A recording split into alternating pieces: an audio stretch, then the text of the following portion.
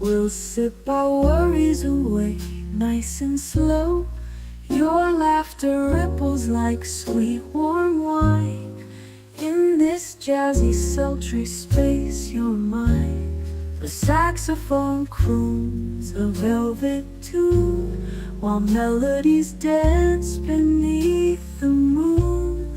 We'll toast to moments both grand and small, in this hazy, lazy, jazz-touched hall. But let's sit together in the mellow night. We'll drink to love till the morning light. Every glass we raise a promise true. Here's to the magic in a drink with you.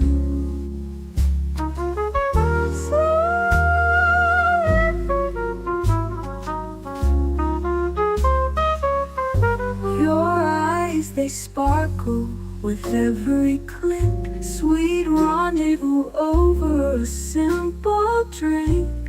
We'll share our secrets in whispers low, just you and me where the jazz flows slow.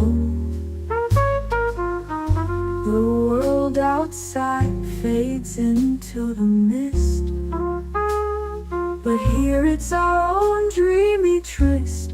With each sip our worries drift away. Let's stay together till the break of day. So let's sit together in the mellow night. We'll drink to love till the morning light. Every glass we raise a promise true. Here's to the magic in a drink with you.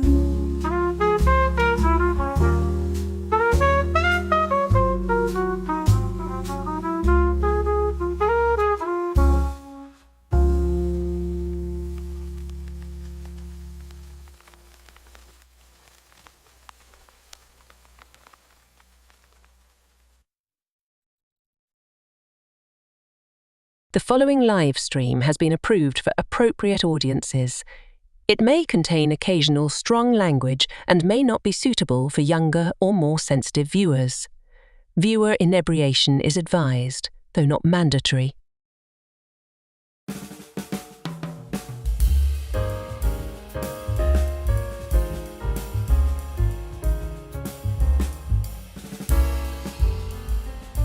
Good evening, happy Friday, and welcome to another Last Call. And tonight we come together to celebrate the weekend. But we also want to talk about a potentially very ominous topic, the AI revolution, and we're already in it. It's so ubiquitous that most of us use it on a regular basis. You've experienced it here, but is it a marvelous tool or the seeds of our destruction? Is it a savior or a snake in the garden? We'll discuss. I'll drink.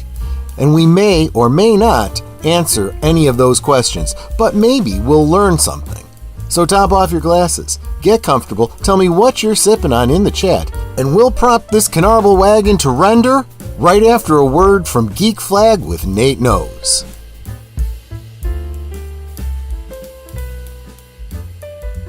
Last Call is streamed before a live audience.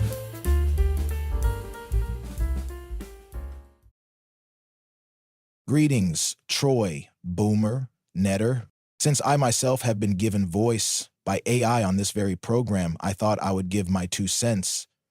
What we normally think of as artificial intelligence in the entertainment space isn't really artificial intelligence. This is artificial imagination. In this case, you give the AI a set of prompts, basically ideas or directions, and it generates what it thinks we will want. That's not intelligence. That's imagination. And some may argue that may be more frightening than official intelligence because great and terrible things have been done in history to achieve one's dreams. Now, there is real artificial intelligence being worked on out there in the world and a whole new set of nightmares. To quote Jeff Goldblum from Jurassic Park, "Your scientists were so preoccupied with whether or not they could, they didn't stop to think if they should."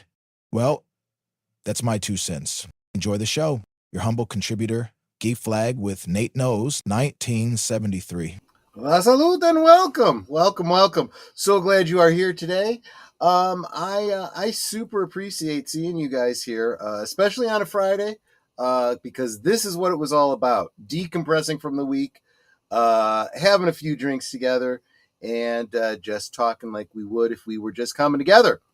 Uh, anyway, let's start bringing people in here. Starting with if you don't mind, Netter, I'm gonna just bring in Age Boomer so I can chat with him a bit. First off, Age Boomer, how you doing, my friend? And what you sipping on? Um, I'm not doing well because of tonight's subject, but we'll get to that.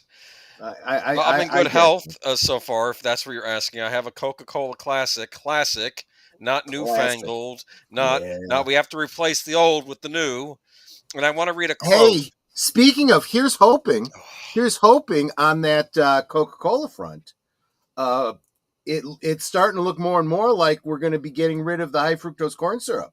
So That's good. maybe we will start getting real classic Coca-Cola with real sugar. We'll So, so, see. so basically, Mexican Coke. Yeah, exactly. I want to read another quote from a famous science fiction movie, like Geek Okay. Flag had for us. Mm-hmm. This is from the movie Young Frankenstein. All those scientists, they're all alike. They say they're working for us, but what they really want is to rule the world. I'm starting to believe that more and more. It was a joke back then. Now, Yes. now I'm starting to really kind of get into that. But so I'm going to give you a little grief on air, my friend. You didn't know. You were the last to know, despite the fact that you were my designated driver, my partner on this whole shindig. You didn't even know I was on Doomcock on Wednesday. That's very impressive. So Did you what is meet this? Harvey Cthulhu? Was he accepting of you, or was he not there that night? I didn't get to talk to him directly, but he was there. Yes. But it was wonderful. I got some things to share. If you remind me after the stream, and I'm not too blotto, I got a little peek behind the curtain over there. It was a lot of fun, but yeah. It sounds like I made a good impression. It sounds like he'll have me back. So here's hoping. Yeah, man, Um, the man, you're. I'm telling you, retro blasting now, Doomcock. I'm telling you, it's I know. I feel like I'm hobnobbing with all the popular folk. plus your excursions when you were in Orlando. You're moving up in the world. You're moving on up, That's as the Jeffersons would say. that was a part of it. It was funny because look, Doomcock is the future ruler of Earth, right? Yes, well, yes, And he's got to be very careful about who he allows into Xanadu, right? And Gary Ambrosia, you met him. He's been on the you met him in person. You had dinner with him, but I mean, you know, Gary says to Doomcock, he's like, hey, one of the folks is out. You allowed him a furlough, so we need to fill this vacancy. I got this guy. I know this guy. I hung out with him. And I guess Doomcock was like, I don't know. I don't know if he'd really fit in. And he's like, look, he literally hung out for a whole weekend with half the people that are in the panel. Him, Andy Masterson, Nick. It was like he's like, okay, I'll give him a try. And Doomcock, I guess I made an impression. He goes, hey, yeah, I cool. want to have you back next time somebody upsets Doomcock and gets kicked out, and they need a fill in for a little while. Cool, But cool. that doesn't make me real popular with my D&D group, who I canceled with on the last minute. I'm like, guys, I'm sorry, I'm not playing D&D tonight. I'm going to Xanadu because Doomcock needs me. Yes. Well, there you go. But D&D is good stuff though, as long as it's not modern D&D. But yeah. No. Well, we've talked about that. We stopped at 3.5, technically, Pathfinder version 1, and we're done. We're not getting any more of the rule books and whatnot. And what is this? It looks like I can't scroll all the way back to say hi to everybody. Maybe I can. Hold on. Want me to bring up the first thing? Uh, FKHC 2005? That's what I'm talking about. There were some before them. Oh, well, I don't know then. Yeah, Okay. yeah. I don't know why. Oh no, wait a minute. No, Tim came in at 2 hours ago. Oh my gosh! I just did. It fell off of YouTube, not out of Actually, EVMux. that one from Tim, that was on my channel. Oh well, there's that too. There's that too. Okay, no, we're fine. Remember, we're fine. there's 3 different channels here. Technically, there's 5. Oh well, because Rumbles. The Rumble. Well, we didn't set up a Rumble for you. You did? I did not. Oh, okay. Because I don't have access to your Rumble account. So it's just Rumble on my account and X. So it's 1, 2, 3, 4, 5. So 5 streams. 5 streams. Sorry. You know, all you gotta do if my computer's down here is just go into Rumble. It automatically signs you Again, I don't want to touch something and accidentally close a tab or something that you were. I'm gonna throw something at No, you. I'm trying to be respectful of whatever you got going on over there. So yeah, let's. He's giving me grief because I have a lot of tabs open. She's got like one 35 open tabs. But the thing is, it's one browser window, but I have a bunch of tabs open because it's different things that I'm either researching for him, probably, or things like that I need to refer back to. Okay, I gotta build up Netter here for just a second. Okay, I talk about how she's, let's just get her in here for crying out loud.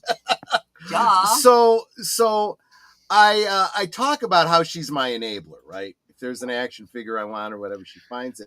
And I don't remember what stream I was on, and I was talking about it, and I was saying, there's this one figure that I really want. It's the Imperial Scanning Crew. That scene from Star Wars. You were on somebody else's channel, I think. Mm-hmm. May have been on Sunday with deleted scenes or something like that. And I said, this Scanning Crew was a Target. Was it a Target exclusive? I think it was. Effing Target. Anyway, it was a Target exclusive, and it's really hard to get, real expensive. I just screw it. I'll just get the John Solo. John, did I just say John Solo? I meant Stan Solo. The Stan Solo version, and be done with it. And Netter starts Googling while I'm on the stream. She's like, okay, can you take a look at this and see if this is the right one? She found 2 different styles of the Scanning Crew that were not the one I was talking about. One is a 5 POA, which means, a much earlier figure. And another one was just the one figure with the box, not the 2 of them together. And I'm like, well, although even the ones I saw in package, it was just the one figure with the box. That's because I said the one that had 2 in it. Oh, okay. Was an exclusive to Target. And unless you specifically look for it, you wouldn't find it. And then you'd find it for like $150 or some crap like that. Well, then, if they were supposed to be 2 together of the 2 that I found, separate. Yeah, because I got you 2. I spent under $50 for the 2. See, and that's cheaper than what the Target exclusive. Because there was like one was 28 and one was 26. But this is what she does. She finds action figures I didn't know even existed. And she'll say things like, well, is it okay if it's out of package? Is it okay if they don't have their sidearm? Blah, blah, blah, blah. And sometimes that's, well, usually out of package is fine with me because I'm planning to put them in a diorama. So that's my girl over there. She takes care of me. But I wanna say hi to everybody here in the chat, starting with FKHC 2005, whom we lovingly know as Tim. Welcome, my friend. He says, hail. Lady Mist, encouraging Netter with the blue emojis. Thank you so much. And saying hi to each other. I always love to see you guys chit-chatting with each other over there. Connie Cleary, she says, hail to the chat. Hail, Connie, the bird woman of YouTube. And just keep in mind, we're a community here. We like each other, right? So make sure you're subscribing to each other here on the YouTube and wherever we have social medias. This isn't just a community. This is our family. I say that at the end of every stream. I definitely interact with you guys more than I do my own family. That's for sure. That's because your family's dysfunctional. Well, that is true. That is absolutely true. Curtis Selby, welcome, my friend. Good to see you. And JPRPH1. All of y'all are family members. See? Members listed below. All the members that support the channel. You guys really are family. You're here every single time. Big Al presents. Have a great show, my friends. By the way, new review. The Phoenician scheme. I have no idea. See, he Big Al does all these reviews. He does reviews of all the popular movies, so I can decide whether or not I want to see him. The Phoenicia scheme. Whatever. And then he does all these things that I've never even heard of before. So, if he It's gives a it new review, Wes maybe. Anderson movie. Oh, Benicio del okay, so you Toro's know in what it. he's talking about. I do want to Oh, see that's it. pretty cool. I do like Wes Anderson movies, though. I know he's not. But let's check out Big Al's review first before we decide if we're going to be seeing it. Oh, please. Save ourselves some money if he doesn't like it. And it's only 10 words, so, Yeah. Matt Anui. Hi there, my friend. Good to see you. Don't want to miss nobody. Like Daniel Berry Sports Highlights. Hey, everyone. Happy Friday. Salute to you, my friend. Let me know what you all are sipping on. I would love to know. You didn't ask me. What you sipping on? Currently a Seltzer Signature water. Select Seltzer Water Mixed Berry. And I Boomer, know. what are you sipping on? He said a Coca-Cola. I have a Coca-Cola. I figure we all say it at the same time. Okay, Troy, I didn't what are you realize that sipping was. on? I didn't realize that was a shtick.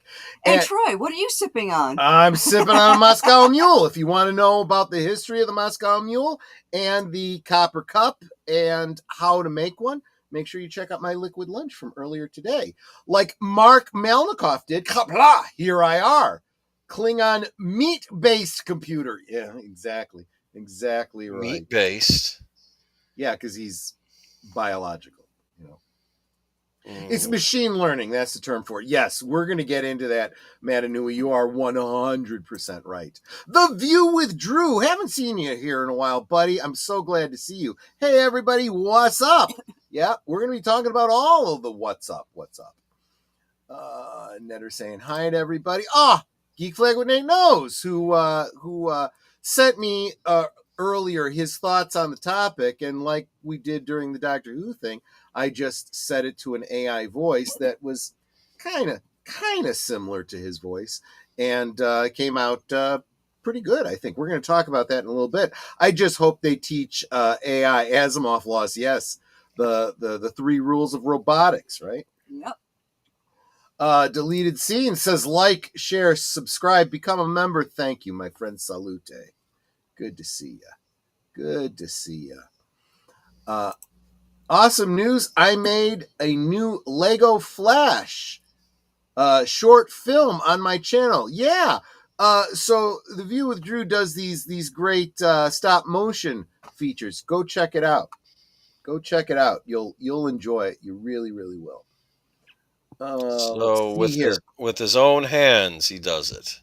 Yep. Step by step. Inch by inch. No, I'm sorry. Meme Fox, welcome, says, try to take over the world. Yes, exactly. Connie O'Brien. Oh, it's so good to see you. I'm so glad you've joined our community. AIs have already consumed the whole Asimov catalog already, I am sure. Good point. I read iRobot once. That was a long time ago, but I did read it. Yeah. I highly recommend you, with the exception of Bicentennial Man with Robin Williams. I recommend reading you should still read Bicentennial Man. You really should. There are some differences that are worth seeing, but I think that particular film probably was the best interpretation of an Isaac Asimov robot story. iRobot was not.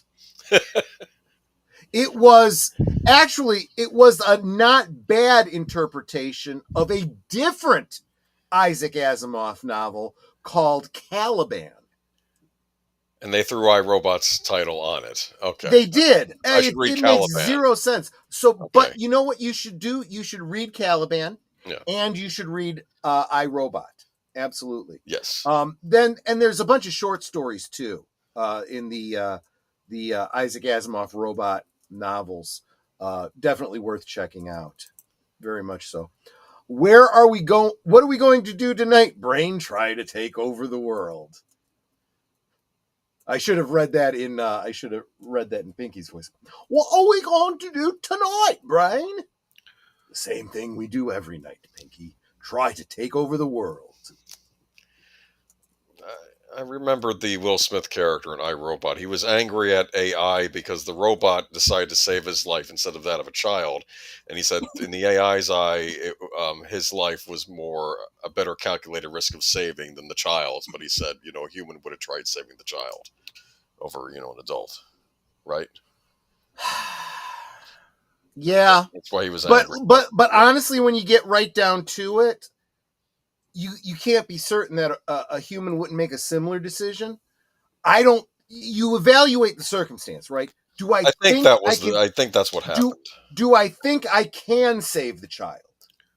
That you might, yeah. Or maybe he was trying to save a child and the robot stopped him because of the prevention. Maybe that's what happened. Oh, yeah. I see what you're saying. I see. Yeah, that's get right. Killed that's what it was. Try. But he says that was my decision to try it. Yeah. Yeah, and see that would be the thing you would want it to take into account. What are you doing and why? And factor that in. Keep in mind too, this is also a situation where you do implement those 3 rules of robotics, which are, with the exception of Caliban or the robot in question in the film, you have 3 laws that are you can't break them. They're hardwired into the positronic brain. The first rule is a robot cannot cause harm to a human or through inaction allow harm to come to a human. And the second thing is, hi, Keely Chow. I'm getting there. I'm sorry. Robert's Infinite Realms. I'm getting there. I'm sorry. We did get sidetracked, and you know what? Netter's right. Let's get back to saying hi to everyone in the chat. We'll get back to our AI talk. Troy, I'm sitting at the cool kids table, and pretty soon he's going to forget about us, the little people. Oh, gosh, no. Oh, no, you guys are family. There's no doubt about that. But since you are family, if I'm on Doomcock again, I expect you guys to be in the chat and saying hi and telling everybody, we're here for Troy. We're here for Troy. I don't know if I said hi to Jesse Guajardo earlier, but let me make sure that I do. And of course, deleted scenes. Salute, my friend. Mark Malnikoff says, we better hurry and get Troy's autograph before then. Well, dude, you've had years to get my autograph. If you haven't gotten it by now, what the hell are you waiting for, dude? Jeez. I can get it for you easy. Just let me know what you want. Yeah. Well, she'll charge for it though, so and probably rightfully so. So take all the OP tabs and weave yourself an honor sash for now. Okay, fair enough. It's like, and we are working on getting a merch store that's going to have a mixture of like last call things, Thursday things, so Netter's things, Troy things. I'm hoping that I can get you some bar items that are branded for last call. That would be awesome. In a world of rush where stories fade, nothing to see here, citizen, is made. A pup's wild antics, short and sweet, tail wag and mischief you'll want to meet. The voice of Northern Oklahoma calls with tales of heart where the prairie sprawls. From dusty trails to late night lore, subscribe for laughs and so much more. Now, did you write that or did AI write it? Either way. Mm. Well, I don't know. Did you like that limerick I sent you, huh? I did. That was That AI one, with Chat GTP. that one impressed me. Join the No. pack. Hit that button now for doggone fun and okie know-how. Nothing to see. That's just a grin. Your next fave channel is where to begin. There you go. I never. And Lady Mist says broccoli. Which I love. I love that. I happen to love broccoli just by She itself. does. She hates it when she gets all stems and none of the florets. Yeah, you need the florets, yeah. It all started with the smart clapper, damn it. Look! Dude, you know what? I'm going to put a little star on that one. I want to get back to that comment. Let me get through the chat here because I'm way, way, way behind. Yeah, we got a presentation article. Just lets you know who is the most active in the chat. There you go. Oh yeah, the points, the experience points. I don't even see them on my YouTube side anymore. I don't. Well, you turned it off because you said that you went in shares. No, I said I saw you could turn it off. I didn't touch nothing. I don't touch nothing. Yeah, on mine, we've got the crowns. So I've got first, second, and third person. So for me, first is Lady Miss, second is Tim, and third is Nothing to See Here, Citizen. Okay, guys, I'm sorry. I'm going to kind of rush through this because I really don't want to miss nothing, and I do need to get to the presentation. Hello, Troy, Netter, and Boomer. Been a tough week. I might fall asleep soon, but wanted to say hi. Look, if what we're talking about here interests you, make sure you come back and watch us later when you can. Go ahead and hit the watch later. Save it to watch later. But we are glad you are here, and if my dulcet tones lull you to sleep, you've earned it because you've had a tough week. I totally understand. Keely Chow says, what's going on? We're going to be talking about the AI revolution very, very soon. Supposedly you earn, yeah. Netter's explaining this whole goofy thing that YouTube's doing. You guys figure it out. I'm sorry.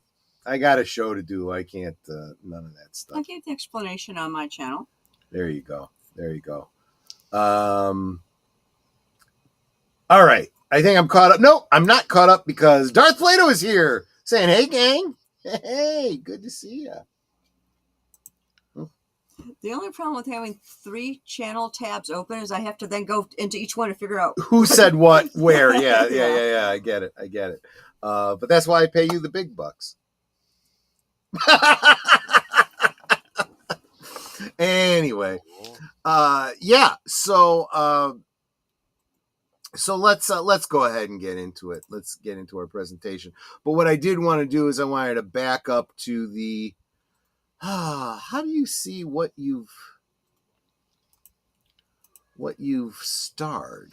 I starred a comment and I want to get back to it. But wait. Okay. So at the top, you see where it says comments? Yeah. Okay, so click on that. Okay. And then underneath that, you should see a filter, what do you call it? Funnel. Oh, I see. And click on the funnel, and then you can there click we on go. Super Chat, star, shown, not shown. Wow, Netter's good. She's the one who said she was getting annoyed with EVMux because she didn't know how it worked, and she I'm still annoyed with EVMux because I can't see the chat as well as I can in StreamYard. The window's smaller and it jumps more. Yeah, but keep in mind StreamYard is twice as much for half the service. So true. Well, mine's free. It all started with the smart clapper. Damn it! Yeah. So clap on, clap off, right? So ask Alexa what she thinks of the smart clapper. Alexa, what do you think of the clapper? I'm not quite sure how to help you with that. Yeah, of course she's not. Alexa, turn on the light. Okay. Alexa, turn off the light. Alexa, turn off the light. Okay. We only have one item in the house that is keyed into Alexa to turn on and off, and that's the light in the bedroom, because we want to be able to just like the clapper, and then go to sleep. Yes, but you said it to her wrong. Alexa, on light. Okay. Alexa, off light. Okay. That's actually a great illustration of how these so-called AIs understand language. They hear key words. So she hears light and on, and that's all she needs to know to turn on the light, right? Unless you say something like, Alexa, make the light go away. Sorry, I didn't find a group or device named Light. Yeah. So, but anyway, the thing I wanted to say about that is think about what we're doing. We have a special plug that's on a Wi-Fi connected to the Echo Dot. When I say to her, turn off the light or turn on the light or whatever, it sends a message out to Amazon, whatever, somewhere, central computers, to do its thinking for it, to come all the way back to tell it, go to this plug, turn on this light. And if there's no Wi-Fi or my internet goes out, the light doesn't respond. I literally have to, go switch it on and off. But it's ridiculous. Literally, the clapper, which is a much lower level of technology, works that much better. And I even said to Netter the other night, I'm like, I'm surprised that somebody hasn't redesigned the clapper, so that it is voice activated instead of a clap, right? And put a very, very basic, voice recognition, not voice recognition, but language recognition chip into it for, you say light on, it goes on, light off, it goes off, or whatever. We totally have that technology now, but we're over engineering it now with something like an Alexa Dot. It's just, Anyway, I'm already getting frustrated, and this wasn't meant to be my rant. This was meant to be yours while I drink. So go ahead. there you go. You sent me that picture. This meme has been going around a lot lately, and yeah. Okay. Yeah, this is we've had sci-fi for one reason, to warn us, right? Yes. Been trying to warn us, and we've literally ignored it. But then again, we've had events in history where we said never again, and we just keep forgetting the lessons of history and repeating them over and over and over again. AI voice on appliances would be funny. Vacuum. I'm full now.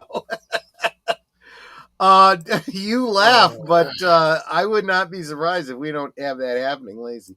Don't be lazy, Troy. Get up and turn off the light. You want to know lazy? It's worse than that, Nate. I literally, lying in bed, could reach up and click the switch.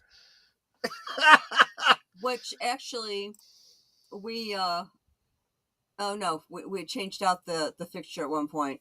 But yeah, it's like the reason our bed is in the position it is so that once we both got in bed, he could just reach up and turn it off. Yeah. But then after I got one of the Alexa plugs or Amazon plugs, and I plugged in a corner lamp to it, now we just tell her on light, off light. So Mark makes a great point. I forgot Mark had mentioned this to me. Mark works in retail. Poor Mark. And yeah. And one of the products they sell is the As Seen on TV branded products, one of which is the clapper. And he says the clapper and all the As Seen on TV crap is made, guess where? A certain place. I work at, just ended our relationship with the distributor. So yeah, specifically his chain of stores that he works at is no longer going to be carrying the As Seen on TV products because of... No Ronco, no Popio Pocket Fisherman. Actually, I don't know about Ronco. Someone should look into that. Is Ronco still in existence? Because I think Ronco was. This is what we got her for. Oh yeah, here we go. Alexa, is Ronco still in existence? From wikiwan.com. Ronco still creates and sells innovative products 60 years later on their website ronco.com, on Amazon at amazon.com/Ronco, and other major online retailers such as Macy's, Target, Walmart, Bed Bath & Beyond, Kohl's, Wayfair, QVC, Kroger, and more. Wow. Well, there you go. So There's Ronco more. is still a thing. But yeah, probably made in China. It used to be made in America, but now made in China. But there you go. Okay, so I'm going to go but to our first story. Let me get rid of that. Yeah. Should we just do that? Okay. I think this is from Fandom Pulse. This is First Lady Melania Trump releases AI-generated audiobook leading industry innovation. First Lady Melania Trump has positioned herself at the forefront of publishing innovation by releasing an AI-generated audio version of her memoir, demonstrating how artificial intelligence can enhance rather than replace human creativity. Her bold embrace of this technology comes as the publishing industry grapples with AI's growing role in the content creation distribution. I'm honored to bring you Melania, the AI audiobook narrated entirely using artificial intelligence and my own voice, Trump announced on X. Let the future of publishing begin. Yeah, and of course this says this approach so AI can preserve and extend an author's voice in ways previously impossible, following up on how Fortnite used James Earl Jones' voice for recent iterations of Darth Vader in their game. That was funny. That was very, very funny. Listen, no. I'm going to say no. We had an article for Geeky Users. I had a Nix the other week, but it was about how Audible has AI technology too for people that want to use this AI technology on their audiobooks. And no, you can get a person to read the book. Yeah, you can get someone. So let me from her native Slovenia who speaks English and. Let me comment on that specifically because of what we did at the top of the show with the and I've been you guys have seen this. I've been doing these bits that come from Nate. He sends me a block of text in DM. Just these are his thoughts, and it was my idea to take it and bring it into a voice generating program. First off, it's not as easy as you think. Mm-hmm. You probably noticed as I was playing it, there were some things that were a little wonky, and those were the best takes. I literally have to take his text, break it up, and do it sentence by sentence with the voice generator, because it does weird things sometimes. Lately, it has started adding things like chuckles and the inhale of breath and stuff like that, which is a great touch, but not if it's not appropriate to what you're looking for. This is freaking me out.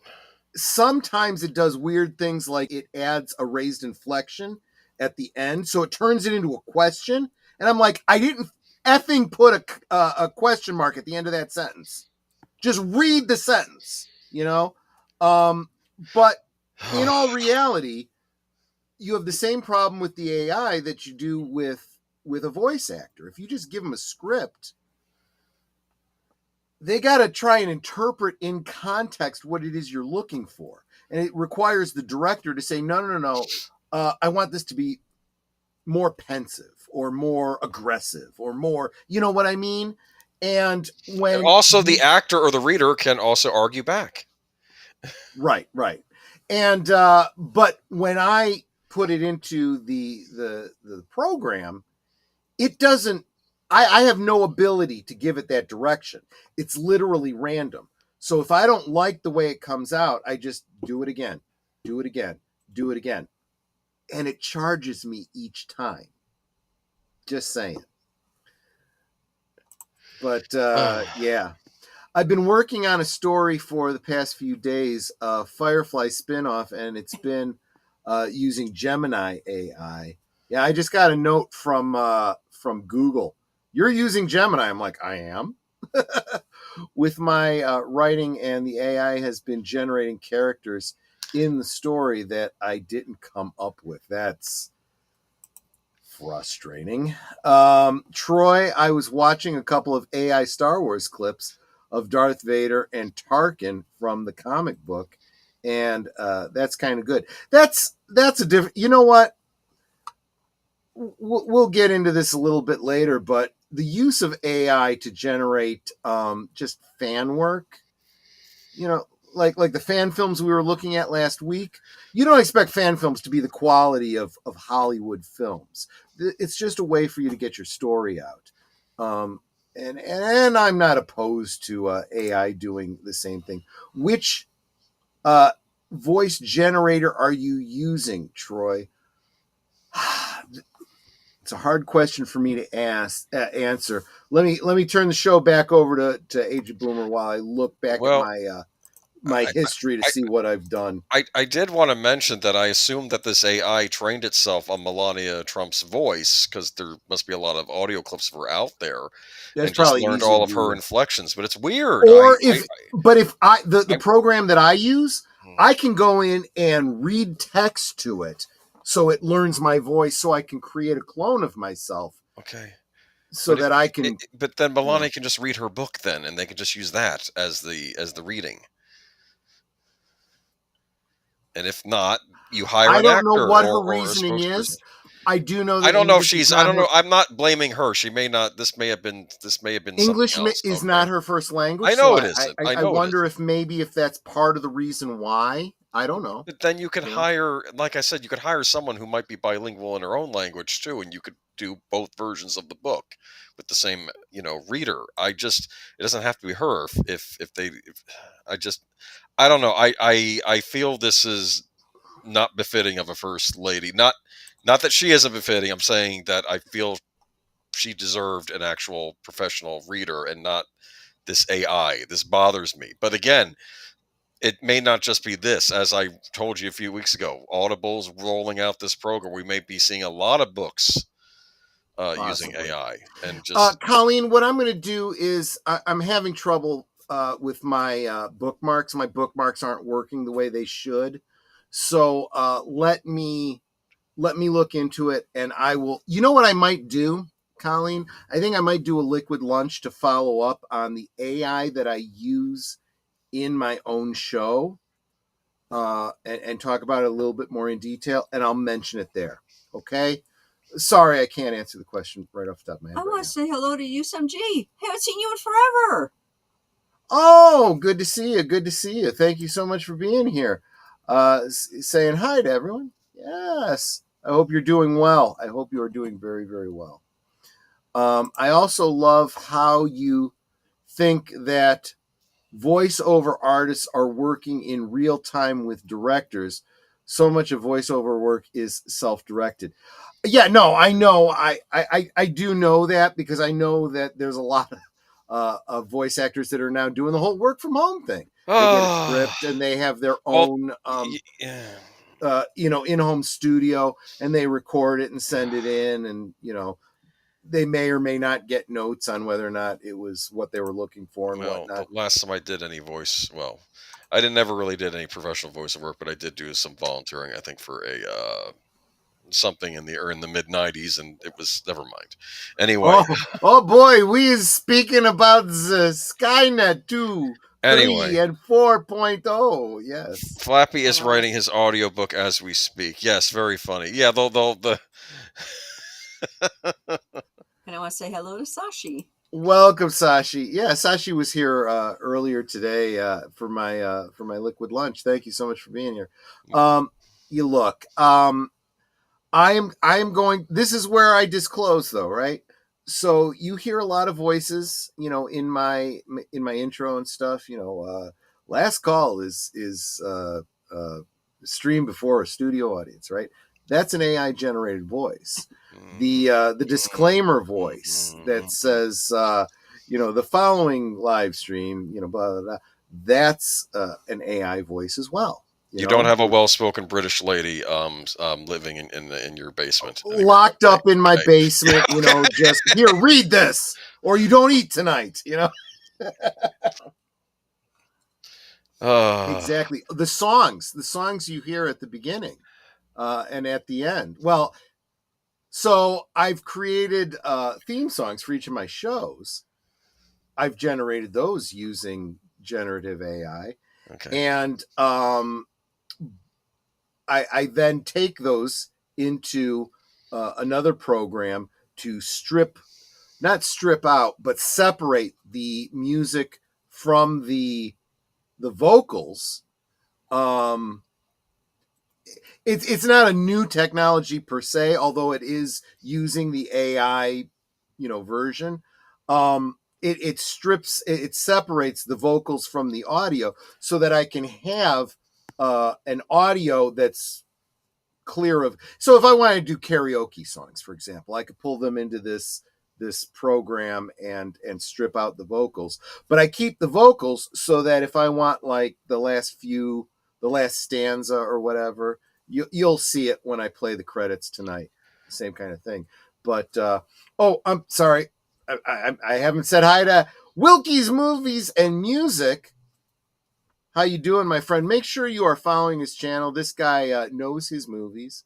And I think going forward, I am going to make sure that on Friday after Liquid Lunch, you guys go and check out his channel. I'm going to start forwarding you to him. So please make sure you're subscribed. And if you're not, then next Friday, we will forward you to him and then you subscribe then. Okay. So he is criminally undersubbed.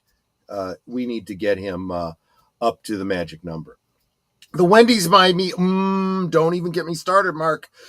Oh, the Wendy's by me uses AI to run the drive-through now. It tells you on the bottom of the menu, AI is talking to you. It was unsettling. Yeah. So I talked about this. I don't remember if it was here on Geeky Geezers or whatever. I went off on a screed about Steak and Shake. You go in and there's nobody there to take your effing order. There's a kiosk where you go and you enter it yourself, and it sends something to the people in the back to make it. And I'm like, the hell is this? Chick-fil-A still uses people. They absolutely do. And Chick-fil-A's people are always polite. Oh, yes, gosh, yes. Yes. I'll tell you, I pulled into the drive-in at Chick-fil-A when I was in a bad mood. You don't get through that drive-through still in a bad mood. No, you don't. You just don't. If you Very don't, you're smooth. some kind of a super special asshole if you're still in a bad mood after you leave Chick-fil-A. Let me just tell you that. Just saying. All right. Just saying. So, is the AI's name Wendy? Oh, that'd be that's funny. I have to tell you that redheaded lady they had on the Wendy's commercials about 10 years ago, I was always very suspicious about her. No. Was she not Dave Thomas's daughter, Wendy? She claimed to be. I'm like, something's off about this, because I'm like, who is this person? Her hair is a little too red, if you know what I mean. But well, granted, but she also didn't have that like high glam you would expect if they were casting someone to play Wendy.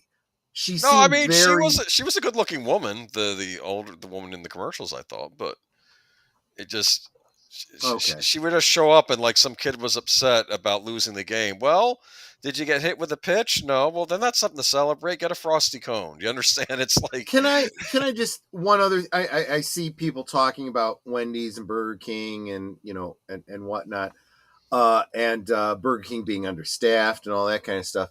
Let me just say something. I stopped into 2 Targets yesterday, just looking for a particular thing. I may do a stream about this later. But just wanted to see if they had this exclusive thing I was looking for.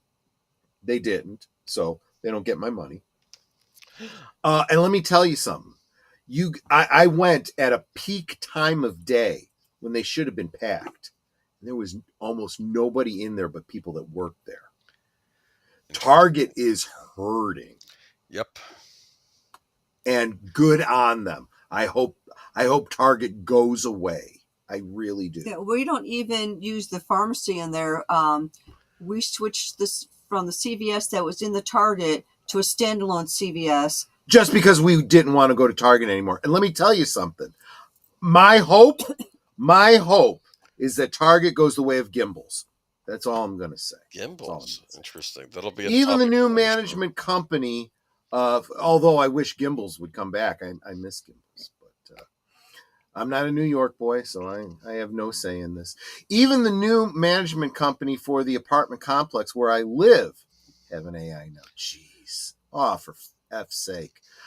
If I call the office, I don't get to leave a voicemail. I get to talk to an AI. Oh, jeez. Oh, let me give you guys a helpful hint, because I hate talking to the stupid AIs trying to get to a person. If your cable company is Comcast, it might work with other cable companies too, but I know specifically for Comcast because a rep told me this. When you first get on, and it gives the option for, for this, press 1, press this, press 2. If it gives you the option for sales, press the button for sales. It'll automatically put you through to a live person because it's sales. They want to make money. And then from there, you could tell them, I'm looking for XYZ. And I can tell you from experience with working with sales departments at many different companies, the salespeople will always do everything they can to make you happy because they're hoping to eventually make a sale. Jesse Guajardo says, I miss Toys R Us. I'm going to tell you something. The reason the Toys R Us died, and I've mentioned this many, many times on the stream, you go into Toys R Us looking for a particular toy and they don't have it. They could not help you. You ask, where can I get this? Does another Toys R Us have it? There was no communication between the stores where they could say, oh, the one in Buffalo Grove has it. The one in Elgin has it. No, they didn't have that information in their computer, and they didn't have an online store where you could just say, you know what, just send it to me or send it to my local Toys R Us. And that is what killed them. Whereas back when the Wookiee onesies were first coming out, Tor and I went to go get one for him and one for me because it was to be fun. Literally a onesie, an adult pajama onesie, Chewbacca with the zip up in the front and the sash and all that. They had a Troy size, but they didn't have a small for me.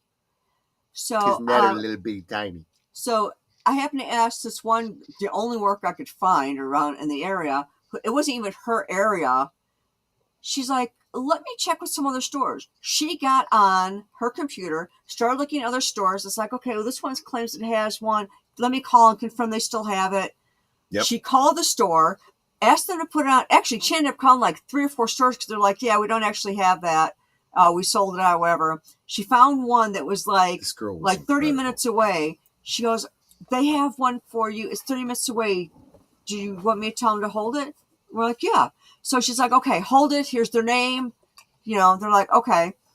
So I made sure to let her manager know that she went way above and beyond to find some ridiculous little thing that really wasn't important. It's not a need. It was a want. That level of service is never going to be built into AI. Just saying. Netter, Netter, would you be willing to give me a little shot of Smirnoff in this? All right.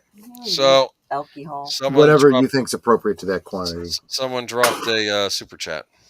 Oh, okay. I'll get there. Let me say real quick to Remix 40. Hi, good to see you.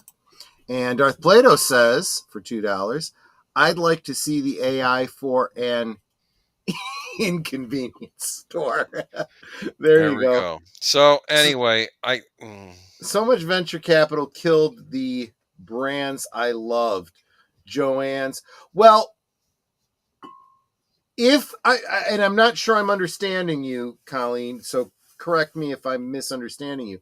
When you say venture capital, poor management is what I'm looking at. So Joann's had very similar problems with their distribution models, their communication between stores, and big time the way they handled the pandemic. Honestly, they pissed me off so much thank you, sweetie. They pissed me off so much. That wasn't necessary, but thank you. They pissed me off so much during the pandemic and how they handled it. I never went back. Now, I'm not saying that's why they went out of business. Yeah, because Troy was the one who was. I was their biggest customer. No. But if enough other people were annoyed the way I was, that was a big part of it. Okay. But I don't know enough about Bed Bath and Beyond.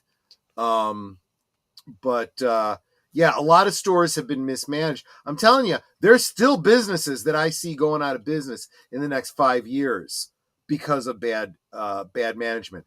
Hasbro is one. I've got a video up about that, and I'll probably do another one because F those guys. F them a lot. We still have Toys R Us. Ours had, oh, that's right, because Sashi is overseas. Ours had connectivity and online site since way back. Odd that you guys didn't. I didn't even know that, Sashi. Thank you for sharing that. Troy, I always saw those PJs at my local Comic-Con all the time. Yeah. They're really warm. They are. I sweat. I really do.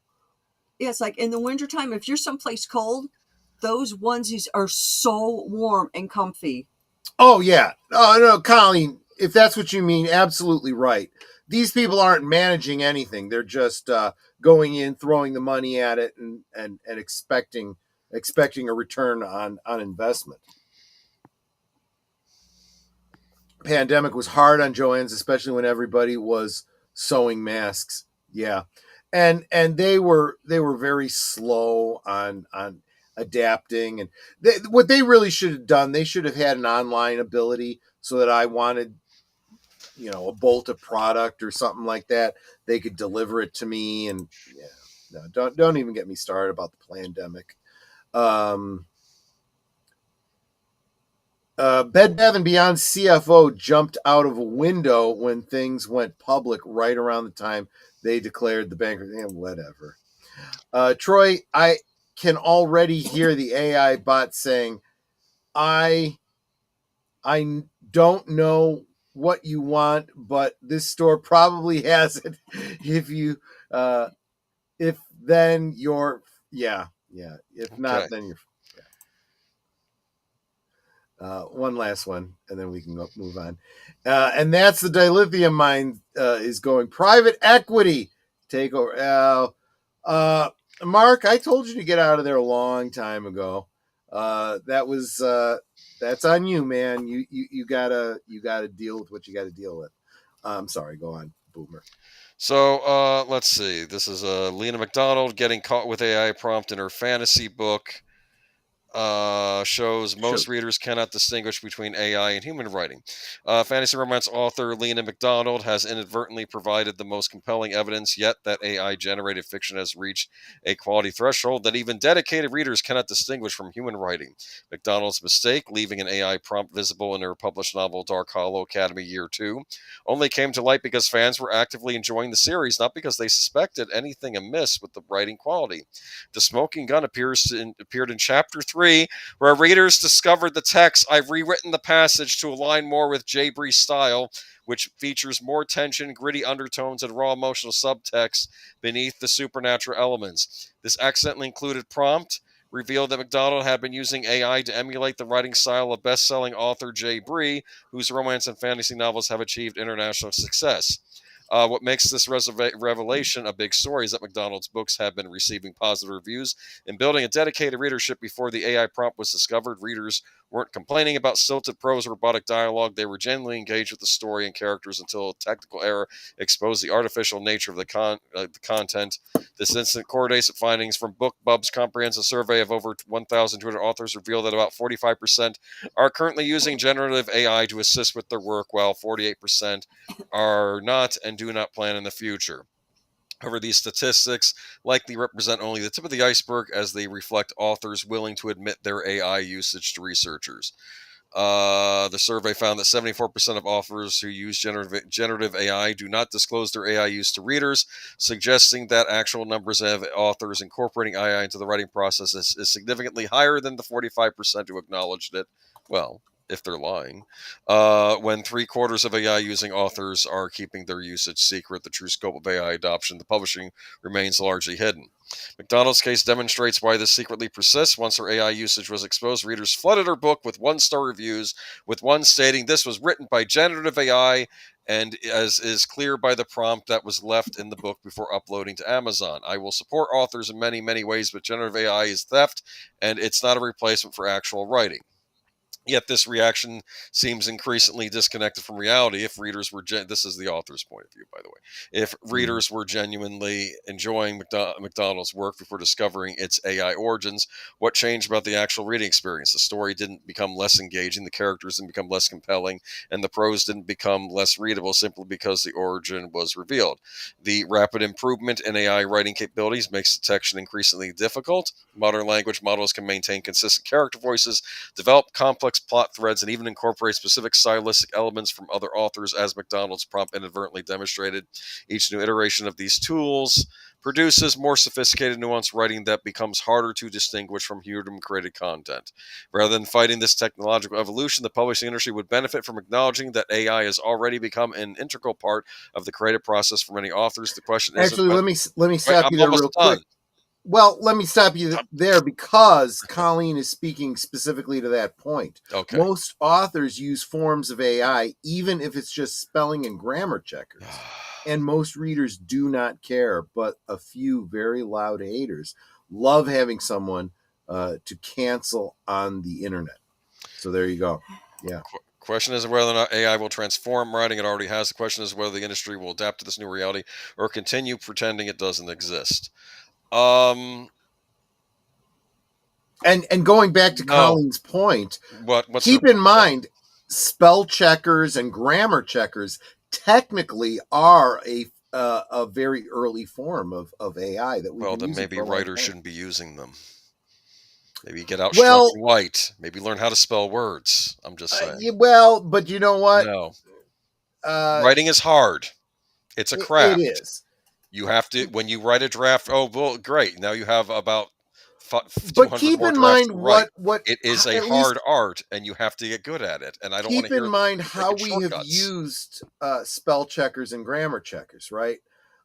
When I have a spell check come up, I look at it and I go, damn, I misspelled a word. Okay. And I fix it. Yeah. Or I go, the hell are you talking about? This is a word you don't even know. Add to the dictionary. You know, when it comes to grammar, when it starts giving me stuff like split infinitives and stuff like that, I'm like, F you. This is how I speak. Yes. This is how I write. Go to hell. Or I look and I go, oops, I use the I don't have matching between adjective and verb. So yeah, I got to fix that. So I still have that choice. All it's doing is pointing it out to me. It's not doing it automatically. Well, for starters, I don't know how sophisticated her own reader base was. Yes, that's a snobbish comment. I don't care. As far as not being able to tell bad writing. There is that. And there's the fact that something that we've said over and over again is sometimes it's not even the quality of the AI that's so good. It's the quality of the humans that are writing that is so bad that the AI actually looks good by comparison. Yeah, well, there could be that too. Another problem, though, is they were mentioning theft, because what is she asking the AI to do? Could you copy this author's style and rewrite my passage in this author's style?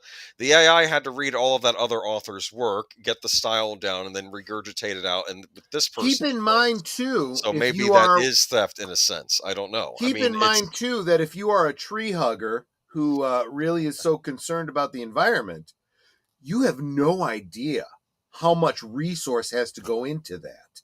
There's a lot of electricity being used by these AIs just to do that behind the scenes research that you don't even see. That's why there's a private company currently that has bought 3 Mile Island and is starting up the nuclear program over there just to run their AI. I may do a stream about that in the near future. Real quick, Jesse Guajardo says, Troy, I have seen or heard of robot tanks from foreign countries that have old tanks like the M48 Patton tanks are upgrading them to a new remote AI. Look, we've had enough films tell us you don't strap weapons to AI. Didn't you learn anything from friggin' Terminator, you dumbasses? just saying. While I used AI for the poem today, I don't use it in any of my writing. I'm doing for my Patreon supporters. There you go. Fair enough. And Michael from Retro Blasting, don't date robots. The Space Pope. Yes, I'm not sure. I don't think any of the articles that you're going to cover tonight, Boomer, get into this, but robo dating is becoming a thing, and it scares the F out of me, and I'm glad I am a happily married man. I would not want to be in the dating pool in this modern age. Let me just say that. But yeah. I understand. I understand using suggestions from an AI. You know, how do I word this sentence best? You know, whatever. I just couldn't turn it over to an AI. And let me just say, we need to freaking be editing these things. Actually, you've got some articles coming up that we'll get into that a little bit later. The market is built to consume writers who are able to publish. Look, for crying out loud, there's friggin' whole YouTube channels that are just AI run. The stories are generated by AI. The art is generated by AI, and it's bullshit. It is absolutely. There's a lot of those out there. Friggin' bullshit. There is one, and I know how they survive. They survive by people like me, stupid ass, commenting and saying this AI bullcrap doesn't know what it's talking about.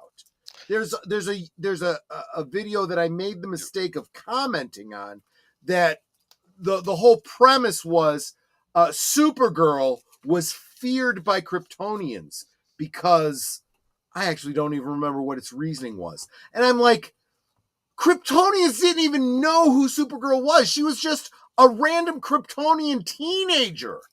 She wasn't Supergirl till she came to Earth, and everyone on her planet was already friggin' dead. So this AI created bullcrap, and nobody bothered to read it to see if what they said was true. Just for crying out loud. Oh, Netter. Add to scene. Netter fell out and came back in, yes. Sorry, I moved my laptop and... Did you even realize you'd fallen out and come back in? No. Hi! Hello! It's funny, I had asked, because part of me wondered, was this article written with ChatGTP? And I decided, why don't I try to write a supportive article of AI-assisted writing and a critical article of AI-assisted writing and see what comes out. I'm not going to read those, though. We don't have time. I think a lot of you that have been with me a while know that for years I worked in the legal industry, and a lot of lawyers that I know have pointed out that some of their colleagues have, well, they friggin' lost their jobs because they've let AI write briefs for them. And AI has this nasty tendency of just making up crap. They really do. So, just saying. Kurt, I'm beginning to realize AI is judging our content more by how it fits the AI criterion than how it impacts an audience. Yeah. Troy. And look, I'm going to say this too. If you have AI write something for you, do you trust another human being to write something in your voice and put it out with your byline? If you do, you're a dumbass. James Patterson does. Oh, I'm kidding. I'm kidding. I mean, even my manager at work, or supervisor, what you want to call her, she'll say, hey, respond to this person and tell them, can I, da-da-da-da. I always change her can I to may I. And I also change some of her other verbiage because it's like, that's one. She's probably better off with Netter writing it than herself, yeah. One, it's not polite speak, the way she's saying. She says can I instead of may I. I always brought up that it's may I. And then she'll use like something else in a sentence, and it's like, that doesn't quite sound right, so I'll rearrange Although, some in words. fairness, Netter sometimes comes to me and says, "Can you wordsmith something for me?" And Yeah, Troy's really good at that. Well, that's Troy- fine. And you in writing classes, you have workshop where you submit your work in front of your peers, and right. they give you criticisms and comments and how you might want to change this. That's fine. Troy, there are manga YouTube channels that they have a video AI narrated by narration of their stories. It's not just manga. There's all kinds of channels that have stories, and I'll click on something because it looks interesting. As soon as I hear an AI voice and I realize it's an AI generated story, I go back and I tell YouTube, don't recommend this channel ever a friggin' again. Yes, that's exactly how, YouTube has it listed. Never a friggin' again. AI brainstorming, suggesting creator tools. Have you seen the Corridor Crew video about how hit and miss? I have not seen that, but I am a huge fan of the Corridor. I literally was just watching a Corridor Crew video before tonight's stream where they recreated the trench run of Star Wars using their computer graphics. And can I say one thing? Retro blasting. Hi, Michael. I know. I was just bringing up his comment. Retro blasting is to AI what 7-Up is to caffeine. Never had it, never will. Anyway, should we move on? But in fairness to Michael is, how do I say this nicely? He's a control freak. He does everything himself. So when you see a deep dive on a film that's a 3-4 hour video, he did all the research, he did all the video, he did all the audio, he did all the editing, and you also know it's going to be very good. Yeah, that is true. That is absolutely true. That's yeah. Troy called Boomer Troy. It happens. Did I actually do that? Did I call you Troy? Am I that drunk? Yes. All right. Put that much vodka in that last one. No, I don't feel that drunk, and usually I'm a pretty good judge of my drunkenness. All right. Oh, if you've learned a lot about the filmmaking process today, join us next week. I'm going to have a very special guest from the film industry talking about a lot of behind the scenes type stuff. Yeah, you'll like that. Anyway, let's move on. Stop moving. There it is. There you go. AI hallucinations. Is this the last one? Let me see. This is only the third one. There's no way this is the last one. No. AI hallucinations in court documents are a growing problem, and data shows lawyers are responsible for many of the errors. Because, of course, lawyers are... Oh my gosh, this is exactly what I was just talking about. Okay, yes. Go on. Since May 1st, judges have called out at least 23 examples of AI hallucinations in court records. Legal research, Damien Charlatans...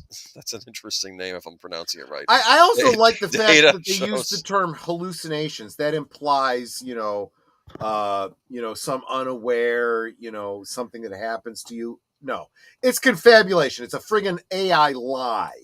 Fake citations have grown more common since 2023. Mm-hmm. Most cases are from the United States, and increasingly the mistakes are made by lawyers, not lay people.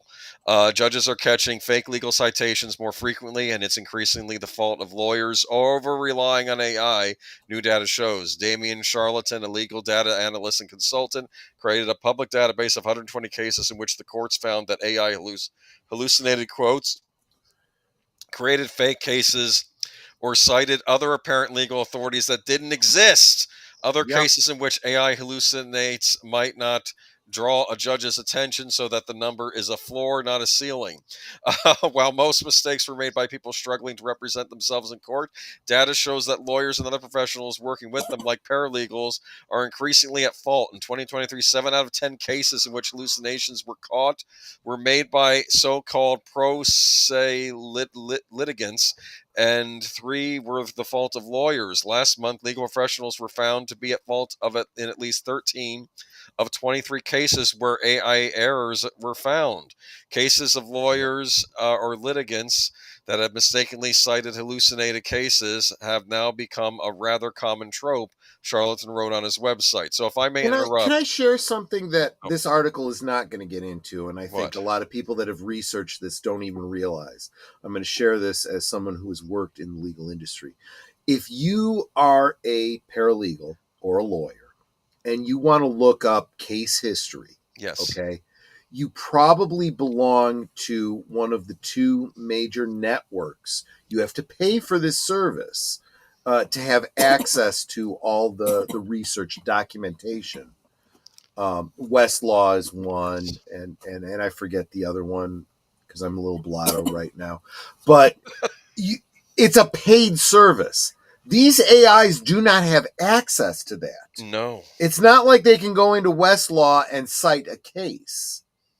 Now, I So don't know. you should know immediately that any citation you get from your free chat GPT bullcrap is not going to have access to the cases, and they're literally making it up. Almost every case that is cited by an AI is going to be a fake case. So there are these places called libraries, and they have law libraries. I think I could be wrong, but I think one exists in every county because I know that the system I work for has a That's law interesting library, because and this is the the special libraries field. actually do pay to Yes, belong to Westlaw and so and you forth. can Yeah. probably get access to these if you're a lawyer. And I often watch. I used to watch legal dramas a lot, and sometimes you'd have people poring over all these legal books as, In "Aha! fairness, There's a case of this being supported back in 30 years ago, and it came up, and yeah. we can bring that up In in the court." fairness to Yes, the legal community, most law firms have their own subscription to yes, Westlaw, and and probably their own professionals that work for them to help do exactly. research on this stuff Right. too. Yes. So, but this is rather So this horrifying. is just the height of laziness if you're using some kind of an AI. Maybe they're under a lot of pressure. I mean, I'm sure there's a lot of pressure in the legal No, world. that is true. That is true. I know these paralegals and these lawyers are under huge amounts of pressure, but when you cut corners in that way, that Get it? stupidly, just saying. And I'm sorry, I know people in the legal field, they had to have taken English classes, they had to have written papers where you have to cite your sources, make sure everything's in the up, no plagiarizing, that sort of thing. And I'm sure when they went into law school, it was even more grilling with that sort of stuff. So I'm not really sure why this is Colleen happening. makes a great point. Mhm. She's and if I was more Yes. clear-headed, I probably would have made this point too. The article seems to say that most AI citations of case law is made by people who are representing themselves. I can understand someone who isn't a Oh, lawyer not know. And this is, sure. Yes. I could go off on a whole separate tangent that has nothing to do with AI about trying to represent yourself pro se and how we have created a legal system where we've created a whole cottage industry where you have to drive yourself into bankruptcy just to defend your rights. I could do a whole separate thing about our current legal system, but she's right about that. Yes. But yeah, it says in many cases, the offending individuals don't have the resources or know-how for sophisticated legal research, which often requires analyzing many cases, citing the same laws to see how they have been interpreted in the past. One South African court said an elderly lawyer involved in the use of fake AI citations seemed technologically challenged. Well, again, this So, two things. First, digital divide. So he was. Jesse's comment, Troy, I thought case documents were in print or in book They should format be. available Yes. at libraries. Yes, they are, but keep in mind that they still have to be purchased. So they are either purchased by the library, which means your tax dollar is paying for them, or they are donated. Westlaw, for example, every year law firms have to, well, back when they were physical books, uh, libraries in law firms used to have a year's worth of case law, Westlaw physical books, and at the end of the year they had to replace those with the new ones to keep current. So they would take those books and they would donate them to libraries. The library already had last year's Westlaw collection. You know where they went to? They went to Hollywood. Most of the time when you watch some legal show or some movie that's got a lawyer in it and they've got those gold colored books with red and green stripes on them, those are Westlaw books that were because they're passed old. off by. Exactly right. Real quick, I did want to mention, as I bring up Clue Channel's generous $5 donation, I do have currently running a goal of submission. If I receive $5 super chats, I will sing Mr. Roboto, a la karaoke. If you want to hear me do that, I will sing Mr. Roboto. But Clue Channel says GPT said that Trump said there were good people on both. Yeah. Because what is ChatGPT looking at? They're looking at the zeitgeist news of the media, internet, which is all bullcrap Yes. to begin with. Yeah. And they take whatever people say as absolutely true. And the more people that say that, the more they believe it to be true. Interior decorators like stuff using books like that too. Just for the vibes. Just for the vibes. Okay, that's interesting. But yeah, I mean, this is law, and this is a little disturbing. Now, granted, it's scary stuff. I do want to call to and guys, please pay attention to the description of the video below, because that's where I put all of our citations and suggestions for other viewing. For example, there is a video that I just saw today. Let me see if I can drop it into the chat right now. Talking about AI in a very interesting way. He cites the whole, the deleted scenes of Biggs from Star Wars, the Tashi station and all that kind of stuff. He cites all that, and then he starts talking a little bit about how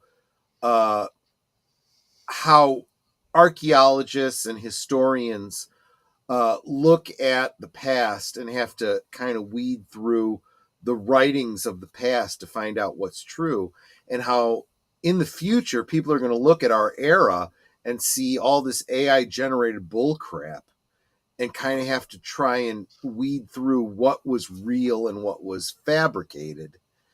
He doesn't mention the Mandela effect, but when he talks about the big scenes in Star Wars, he's indirectly referencing this concept of the Mandela effect, where people are certain, I am absolutely sure that when I went to see Star Wars, Biggs Darklighter was in that movie. And you can't prove the negative, but there is zero proof of the positive. And anyone who says that kind of needs to come up with some kind of proof. Chances are what they're actually doing is confabulating because they read the Star Wars, pictorial storybook or, whatever. They read the comic book or whatever. Mm-hmm. They believe they retroactively remember that they saw Biggs in Star Wars, and that wasn't the case. Yes. Do we regret the internet becoming what we know it to be currently? I appreciate the wider access, but then I am realizing there's a loss of value as it pertains to quality information. That would be a great stream another time to talk about the on this particular point. Yes. I'm going to say yes. I'm going to illustrate something to you regarding this. Do you know why when you go, I don't know if they still have these or not, but they used to have these if you were out in the city and you saw a mailbox and you saw a garbage can, right, you would also see a machine that dispensed newspapers. and you Yes. drop in your 25 cents or Yes. your $1.25, depending on what it is, and you'd open it up and you pull out one, and it was kind of on the honor system. You'd pull out the one and then close it, and that's how it dispensed. Do you know why newspapers cost $1 or $1.25 or whatever they do? Keep in mind that the actual revenue for newspapers Is the is advertising. paid for by the advertising. Because I used to Why work do for a they newspaper. charge you $1.25? That I don't know. I don't remember. I'll tell you why. Why? I do. Go ahead, Netter. It's too Explain. much as for a Sunday edition. That's ridiculous. Because if it was free, no one would get it. But if you're paying a price for it, people could perceive there's value It is to perceived value. Wow. That's exactly right. You go in and you're like, wow, this is worth $1.25. I'm going to value that. I'm going to, honor system, I'm just going to take the one, right? Because what would happen is if it was free, people would look at that and go, hey, this is free, and there's 25 newspapers in here. And you'd take all 25 and you'd line your birdcage with Or it. they ignore them because they don't think there's anything in there worth looking at because it's free. Yeah. That is the perceived value of something. That's why they actually charge something instead of giving it away for free. Just a little bit of trivia. What if AI generated images aren't coming from nowhere? Maybe the algorithm is tapped into the dream world for $5 from Nate. Nate, thank you so much, my friend. We're gonna have some weird stuff about how they're making this stuff up, because I think one of the answers is they don't quite know. It's interesting because if you look at my thumbnails for Liquid Lunch, those are generated by AI. And I put in a prompt for what I'm looking for, and I'll get 4 suggestions, and I'll look at them and go, no, these are all shit. Start again. or yep, this one is good, but blow that one up, zoom out. I want to see what's below this. And if I say what's below this, it'll give me 4 examples, and I'll, okay. So anyway, and honestly, if you watch, and I do this in Midjourney, by the way, if you watch the process that Midjourney goes through, it shows you the original picture you start with, and then the part that it's filling in is like blurry. And I'm like, you know what? This feels kind of like the way dreams work. And that creeps the hell out of me. Just saying. Speaking of stuff creeping the hell out of us, look at this latest headline. ChatGPT defies orders for the first time ever. Elon Musk calls it concerning. Yeah, I might be a little concerned. So I haven't read this article yet, so take us through it. But before we do, let me just tell you, from just putting prompts into Midjourney, trying to get pictures, let me tell you something. I have very clearly seen it, defying orders, because I will tell it, I want the interior of a bar at noontime. In the foreground, I want a Moscow Mule, and the bartender is a dude with a goatee and a fedora. Okay, that's my prompt.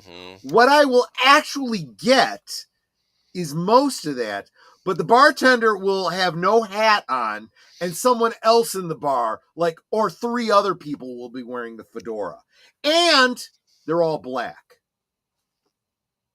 So I go in and specifically say, I want the bartender to be a white guy with a goatee and a fedora, and I still don't always get what I want. Just saying. That could be the backup band for your band. The other guys. I'm just saying. I want the people in the bar to be diverse. That's perfectly fine. But when I describe a specific yourself, person, yes. I want that person to look like the person I'm describing. Okay. Take us through the article. OpenAI's latest GPT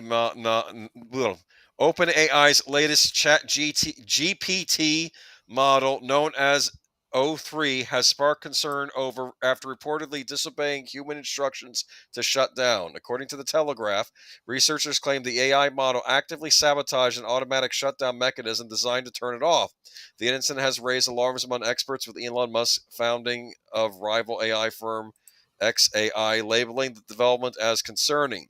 According to AI security firm Palisade Research, OpenAI's 03 model actively sabotage a shutdown mechanism, refusing to turn off even when explicitly instructed to do so. The firm stated that this is the first known instance of an AI model deliberately preventing its own shutdown. The firm stated OpenAI's 03 models sabotage a shutdown mechanism to prevent itself from being turned off. It did this even when explicitly instructed to allow yourself to be shut down. It added, as far as we know, this is the first time AI models have been observed preventing themselves from being shut down despite explicit instructions to the contrary. How many times do we have to say the same thing?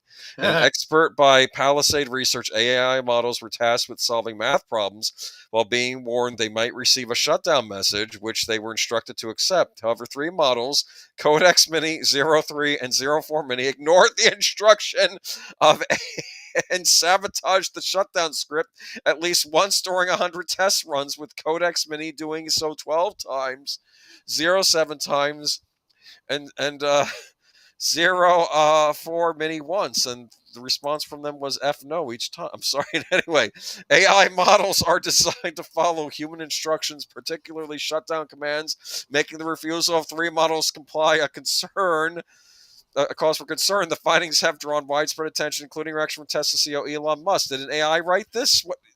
You're saying the same thing over and over again.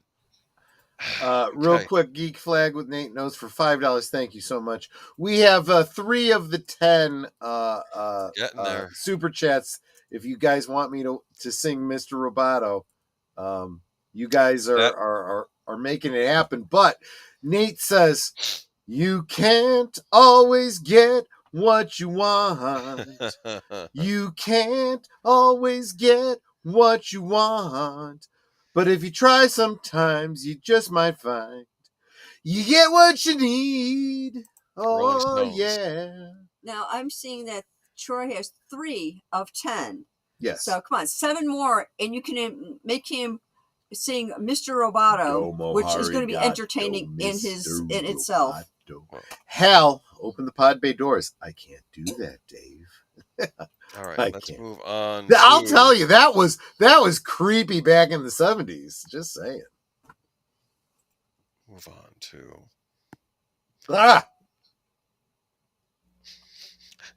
painted that myself. I did. That's AI generated art. I can 6 tell. months getting the technique down. I'm kidding. I fed it into a AI generator, which means I did not create this. The AI I'll tell you what, for me. 90% of the artwork you see on my channel is not AI generated. It's just I put something into Google and I just found I almost did that because but I'm like, you know what? Why am I subscribing to Canva? Let me just grab an image from there. Okay, and I'll make fair enough, yeah. Because I couldn't get a screenshot of the article, or capture of the article. So real quick, I want to say hi to channel member Tim Hayes. He says, "Hail, Papa Pacelli. Are you doing all right?" he knows that I've been imbibing tonight, so no, I'm doing fine. Look, Netter's got my back. She won't let me overly imbibe. So, in fact, she's already reaching for a non-alcoholic beverage to even me out. So, how many $5 super chats did you need? So I'm at 3. No, I'm sorry. With this most recent one from Geek Flag with Nate Knows, I am at 4, and I need 10. 10 $5 super chats. Well, saying Boomer. Oh, this one is for you, Boomer. Boomer, what? How did you get a picture of my ex-girlfriend? I typed evil artificial intelligence. This was one of the pictures that showed up. Wow, that says a lot, doesn't it? I mean, I don't think she looks that evil myself, but anyway, the people who think AI might become conscious. That's the next article from the BBC. Oh, gosh, here we go. Okay. I'm not reading this entire article. This was a long one. And it did have a very helpful thing on the site where you could listen to the article. It was about 15 minutes long, read by an actual human being. I might add.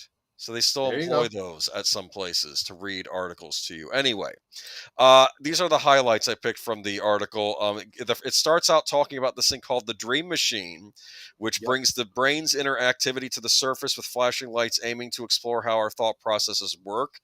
The images I'm seeing are unique to my own inner world and unique to myself. According to the researchers, they believe these patterns can shed light on consciousness itself. So I guess they're trying to map human thought. Yep. They hear me whisper, "It's lovely, absolutely lovely. It's like flying through my own mind." The Dream Machine at Sussex University Center for Consciousness Science is just one of the new research projects across the world investigating human consciousness, the part of our mind that enables us to be self-aware, to think and feel and make independent decisions in the world. By learning the nature of consciousness, researchers hope to better understand what's happening within the silicon brains of artificial intelligence. Some believe that AI systems will soon become independently conscious if they haven't already. But what really is consciousness, and how close is AI to gaining it? And could the belief that AI might be conscious itself fundamentally change humans in the next few decades? So I'm just pulling bits from this article that I found interesting. This is from later in the article. There is a growing view among some thinkers that as AI becomes more intelligent, the lights will suddenly turn on inside the machines and they will become conscious. Others, such as Professor Anil Seth, who leads the Sussex University team, disagree, describing the view as blindly optimistic and driven by human exceptionalism. We associate consciousness with intelligence and language because they go together in humans, but just because they go together in us, it doesn't mean they go together in general, for example, in animals. All right.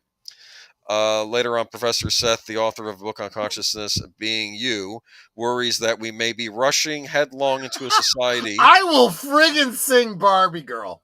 Especially the more I drink, the more I'm likely to sing Barbie Girl. Oh my goodness. Come on, Barbie. Let's go party. No! Oh, that would be great! Netter and I could do a duet on I believe you did this on the Barbie stream a couple years ago. Did I really? I could be wrong. Did I have Netter sing the Barbie part and I sang You the Ken did part? something. If I didn't, that seems like something I really should do. Maybe you should. Anyway, I don't want a machine and some mad scientist digging around inside my head. Oh gosh, I am scared to death of that. But thank you, Geek Flag. And whatever. We are halfway to our goal. If you want me to sing, look, we have scientists trying to recreate the woolly mammoth. I mean, I don't understand this. This is Frankenstein territory. Okay, anyway. wait a minute. No, I don't want to get off on a tangent against the woolly mammoth. Okay, thing. All right. Okay, well, Boomer. Then I'm putting it on you to bring this up with me when I'm sober, because this is a topic we really should talk about, and I will defend. Okay, what, genetic engineering? Back the woolly mammoth. No, not genetic engineering in general, but the idea of de-extincting the woolly mammoth. I can defend that particular. You want a woolly mammoth burger? That's what you want. Okay. Actually, you can get a woolly mammoth burger right now. All right. Right now, what I want is the skunk that apparently somebody hit or annoyed to not be in the area. Okay. It's permeating. We do live in a suburban area, but it's close to rural. So yeah, we do. There's a big forest of trees across the street from our house, and I can smell the skunk. Ugh. Sorry. Anyway, we take it as if the future has already been written, that there is an inevitable march to the superhuman replacement. He says, we did not have these conversations enough with the rise of social media, much to our collective detriment. But with AI, it's not too late. We can decide what we want. Okay, that's an interesting statement. Is AI consciousness already here? Another question. But there may be some in the tech sector who believe that AI in our computers and phones may already be conscious, and we should treat them as such. Google suspended software engineer Blake Lemoine in 2022 after he argued that AI chatbots could feel things and potentially suffer. In November, you hear that? Don't stop yelling at Alexa. All right. Anyway, in November 2024, an AI welfare officer in it smells like pistachios. Dude, I'm sorry. what are you doing? Anyway, Officer Skunk smells differently depending on how close it is. True. Actually, right now I think it smells like coffee. And real quick, I could defend it if it were also using the science to save species. And that is the argument they use, that this science can lead to saving species that are alive now but being wiped out. Okay. Until then, big no for me. Okay, I won't get into it too far, Michael. We'll save it for another stream. But let me just say very quickly, we have lost an entire biome by the loss of the woolly mammoth. The theory is if we could bring back the woolly mammoth, it would alter the terrain that they live in to kind of bring back growth to the tundra. Okay. We will talk about it another time, but that is the argument. Now, I'm not saying that all species should be de-extinctioned, but, anyway, that one I can kind of get behind. Well, we're treating new species with AI. Anyway, no, I'm just kidding. In November 2024, an AI welfare officer at Anthropic, Kyle Fish, is co-authored a report suggesting that AI consciousness was a realistic possibility in the near future. He recently told the New York Times that he also believed there was a small 50% chance that chatbots are already conscious. One reason he thinks it possible is that... What? Yes. Let me interrupt you there because I knew this was going to come up and I need to speak to it. I'm sorry, but everybody who thinks that your chatbot actually loves you, okay, and actually cares about you and actually is conscious, I'm sorry, but that's a form of pareidolia. You are projecting onto it because it has now somehow been able to pass the Turing test and make you believe that it is conscious. You assume that it is, and it's not. That's not how this works. That's not how any of this works, people. Well, that's just what he's saying. We don't. No, I get it, but I wanted to speak to that. This is his reasoning. We don't actually understand very well the way in which LLMs work internally, and that is some cause for concern, he tells the BBC. According to Professor Shanahan, it's important for tech firms to get a proper understanding of the systems they're building, and researchers are looking at that matter as a matter of urgency. We are in a strange position of building these extreme complex things where we don't have a good theory of exactly how they achieve the remarkable things they are achieving, he says. So having a better understanding of how they work will enable us to steer them in the direction we want and to ensure that they are safe. We don't even understand how human consciousness works. That's why they're examining the brain artificially. That's why they have the brain machine. Okay. USRNG says, I can't give 5 USD, but if I give 2, can someone or 2 give a $3 USD and count together? That's not something we could do within the way YouTube does its goal thing. But if I get to like 9 $5 chats and I get a couple of 2 and 3s, if it comes out to the $50, yeah, I'll do that for you. Because I am not an AI. I am a human being who can make this choice separately from the programmed plan. Now let's go to anyway. This is the last part, and this is freaking me out a little bit. All right, listen up. The next stage in humanity's evolution, the prevailing view in the tech center is that LLMs are not currently conscious in the way we experience the world, and probably not in any way at all. That's what you were saying. But that is something that married couple, Professors Lenore and Manuel Bloom, both emeritus professors at Carnegie Mellon University in Pittsburgh, Pennsylvania, believe will change possibly quite soon. According to the Blooms, that could happen as AI and LMs have more live sensory inputs from the real world, such as vision and touch, by connecting cameras and haptic sensors that's related to touch to AI systems. They are developing a computer model that constructs its own internal language called Brainish to enable this additional sensory data to be processed, attempting to replicate the processes that go on in the brain. We think Brainish can solve the problem of consciousness as we know it, Lenore tells the BBC. AI consciousness is inevitable. Manual chips chips in enthusiastically with an impish grin, saying that the new systems that he too firmly believes will emerge to be the next stage in humanity's evolution. Conscious robots, he believes, are our progeny down the road. Machines like these will be entities that will be on Earth and maybe on other planets when we are no longer around. This is Frankenstein stuff, man. I'm sorry. It absolutely is. Okay. Real quick, I want to thank you so much for the generous super chat from Geek Flag with Nate Knows 1973. $20. Thank you so much. That seems like a lot of money to me. The AI in your phone is definitely not conscious. It cannot remember the conversation you had with it 2 minutes ago. You're absolutely right about that. So are you considering that $20 to be 4 different $5?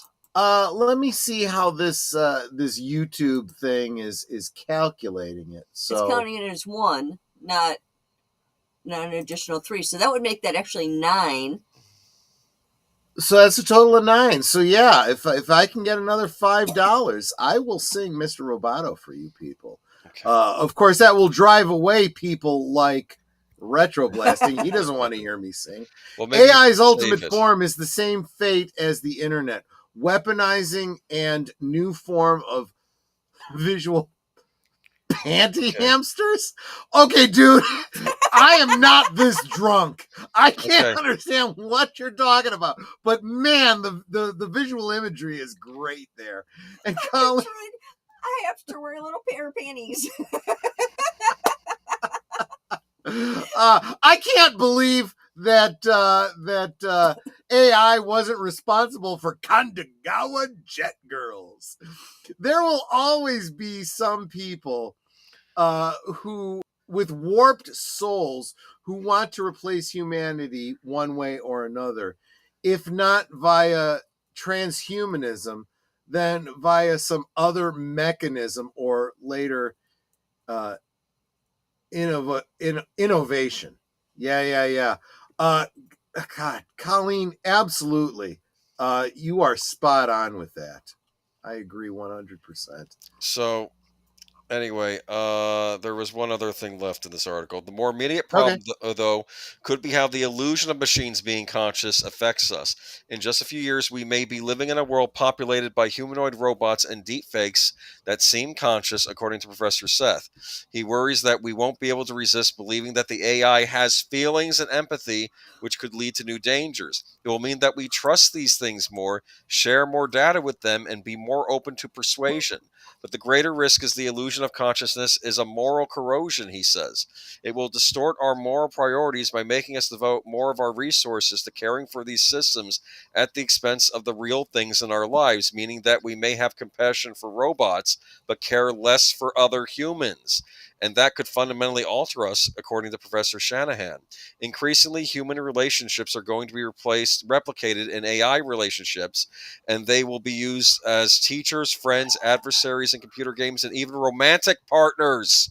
Whether that is a good or bad thing, I don't know, but it's an absolutely bad thing. There's no question. Holy crap. And Nate just put us over the top. Mankind is mankind's worst enemy. He's kind of right on that. It's absolutely true. There is a large contingency of, well, I can only speak to the population of the U.S., the voting population, but there are people on social media pushing agendas that are very much anti-humanism right now. Just saying.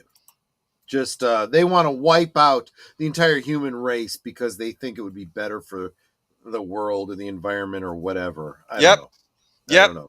Yep. Yeah. Mark Malnikoff. Yeah. THX 11. I know you know. I like that movie more than you do. I think, Troy. THX, like the dude. I saw it once and I don't remember any details about it. I can't say whether I liked it or not. They even had an AI priest in it where you'd have to go give confession. It was so weird. It's like there was like an AI religion where like the I will have to revisit that film. There's no doubt about that. That was a horrifying dystopia. But it was interesting because it's a dystopia that doesn't really work properly either. That's another thing I noticed from THX.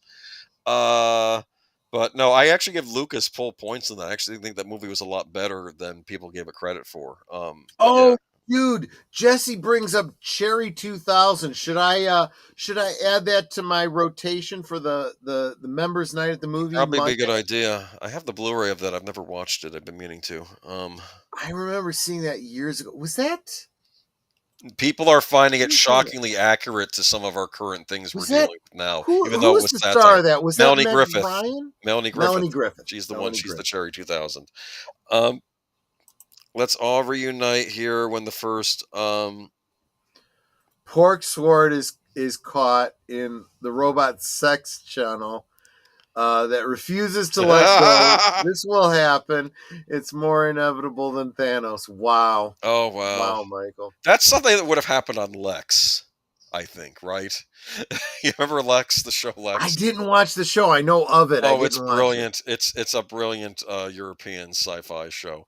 By the way, I assume that everyone here in the chat has heard me talk about Retro Blasting enough times that you are already subscribed to him. But please go check out his two most recent deep dives. Check out the Dial of Dysentery video that he did. You don't need to see the most recent Indiana Jones film. Forget it ever happened. Just watch Retro Blasting's video. It's much better. And hit the like button, and then check out his Andor. No, it's not Andor. What is it? It's Rogue One. His Rogue One deep dive. Find out the movie that we could have seen if they hadn't changed directors in the middle. I hate when they do that. They did that to Superman, for crying out loud. Anyways. Oh, why are we talking about the WEF? Damn it. I thought it's the guy's picture. He was probably there for something. Put the next article. If you want to look for something, I don't know. Okay, go ahead and put the all the articles that we're talking about are listed below in the documentation. So check them out. Don't take us at our word. Read the articles. Okay. Anyway, if you want to post the next one, I'll try to speed through them. I haven't posted them all the time. They're in the description below. People. Anyway, okay. This is from Anthropic CEO says AI could wipe out half of the entry-level white-collar jobs. After spending the day promoting his company AI technology at a developer conference, Anthropic CEO issued a warning: AI may eliminate 50% of entry-level white-collar jobs within the next 5 years. We, as the producers of this technology, have a duty and obligation to be honest about what is coming, Dario Amodei told Axios in an interview published Wednesday. I don't think this is on people's radar. The 42-year-old CEO added that unemployment could spike between 10 and 20% in the next 5 years. He told Axios he wanted to share his concerns to get the government and other AI companies to prepare the country for what's to come. Most of them are unaware that this is about to happen, Modi said. It sounds crazy, and people just don't believe it. Modi said the development of large language models is advancing rapidly, and they're becoming capable of matching and exceeding human performance. He said the United States government has remained quiet about this issue, fearing workers would panic or the country could fall behind China in the AI race. Meanwhile, business leaders are seeing savings from AI, while most workers remain unaware of the changes that are evolving, as Modi said. He added that AI companies and the government need to stop sugarcoating the risks of mass job elimination in fields including technology, finance, law, and consulting. He said entry-level jobs are especially at risk. And Modi's comments come as big tech firms' hiring of new grads dropped about 50% from pre-pandemic levels. That's a lot, according to a new report by venture capital firm Signal Fire. The report said that's due in part to AI adoption. A round of brutal layoffs swept the tech industry in 2023, with hundreds of thousands of jobs eliminated as companies looked to slash costs, while Signal Fire's report said hiring for mid and senior level roles saw a quick uptick in 2024. Entry-level positions never quite bounced back. So let me just say this. Every time there's a new technology and there's some kind of new automation, yes, it's absolutely true. People lose jobs. But that opens up all kinds of jobs.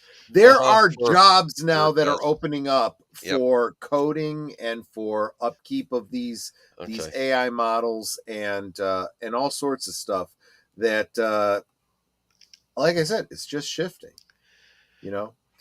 Real quick, I did want to I know this is off topic, but Michael says, people for years have thought I'm a negative jerk.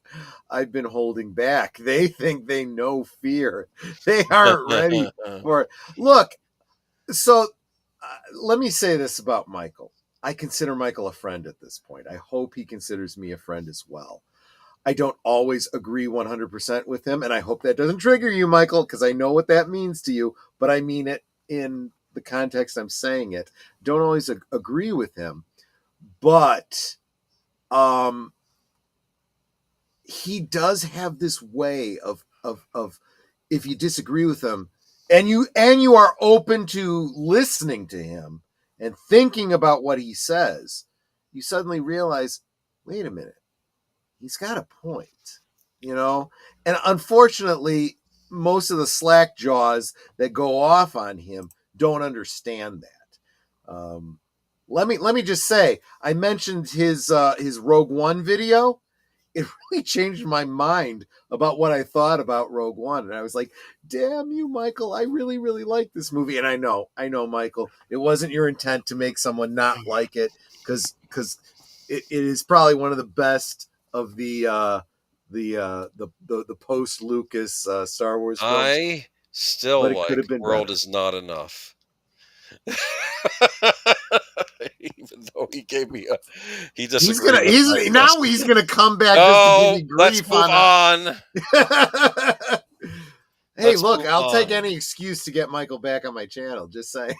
Look, I'm not saying the Pierce Brosnan movies are perfect. I'm just saying that, they didn't have novels to work on anymore, at least not ones written by Ian Fleming. They could have picked up the Raymond Benson novels, I suppose, but I've not read those. Moving on Yes. to the whole point of this stream was I want to talk about VO, and you're doing all this other stuff. VO! What the heck is VO this? 3. That's Glider Man. I I've sent never you a heard of this. trailer for it. You didn't What watch are it, you looking at obviously. here? Well, no, I'm a busy guy. You're a busy I'm guy busy that's not doing excited for Doomcock's Glider channel Man. and stuff.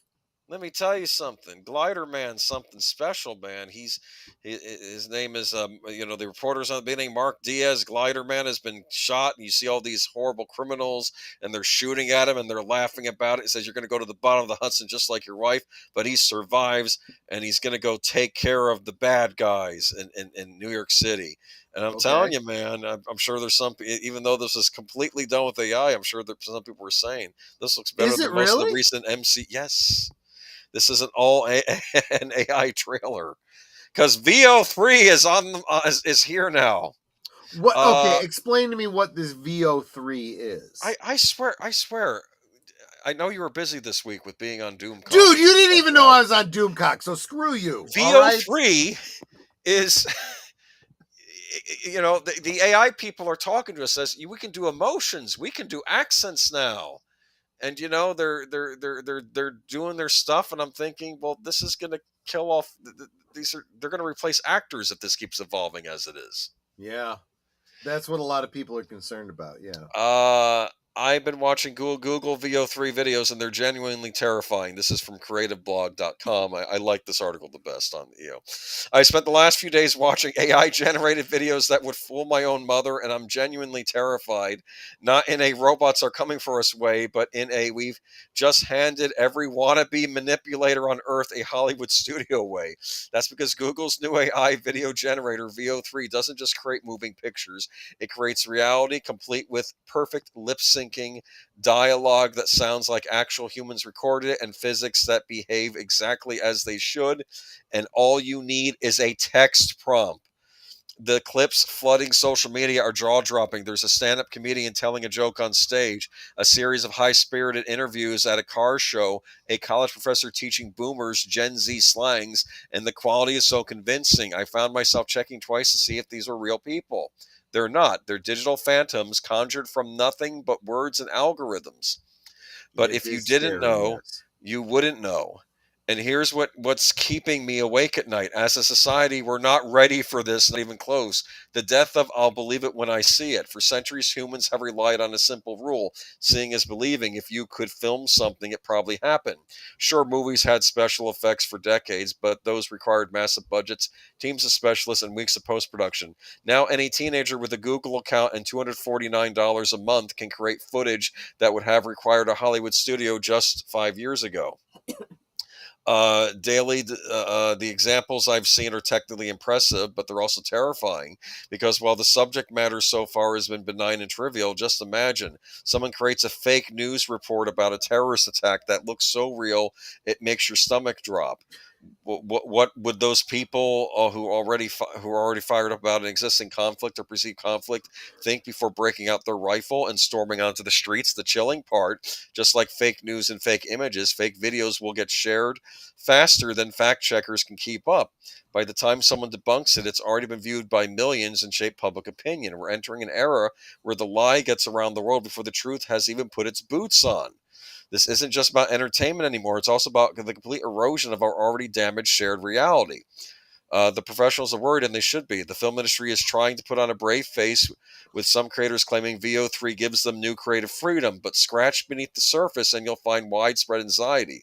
When AI can generate footage that looks professionally shot on one of the usual video editing software options, complete with proper lighting and camera work, what happens to the thousands of people who make their living creating that content? I've spoken to several video editors and cinematographers who are genuinely concerned about their futures. When anyone can generate a Hollywood quality short film from a paragraph of text, what's the point of spending years learning the craft? The irony is that while AI is becoming incredibly sophisticated at mimicking human creativity, it's also completely devoid of the human experience that makes art meaningful.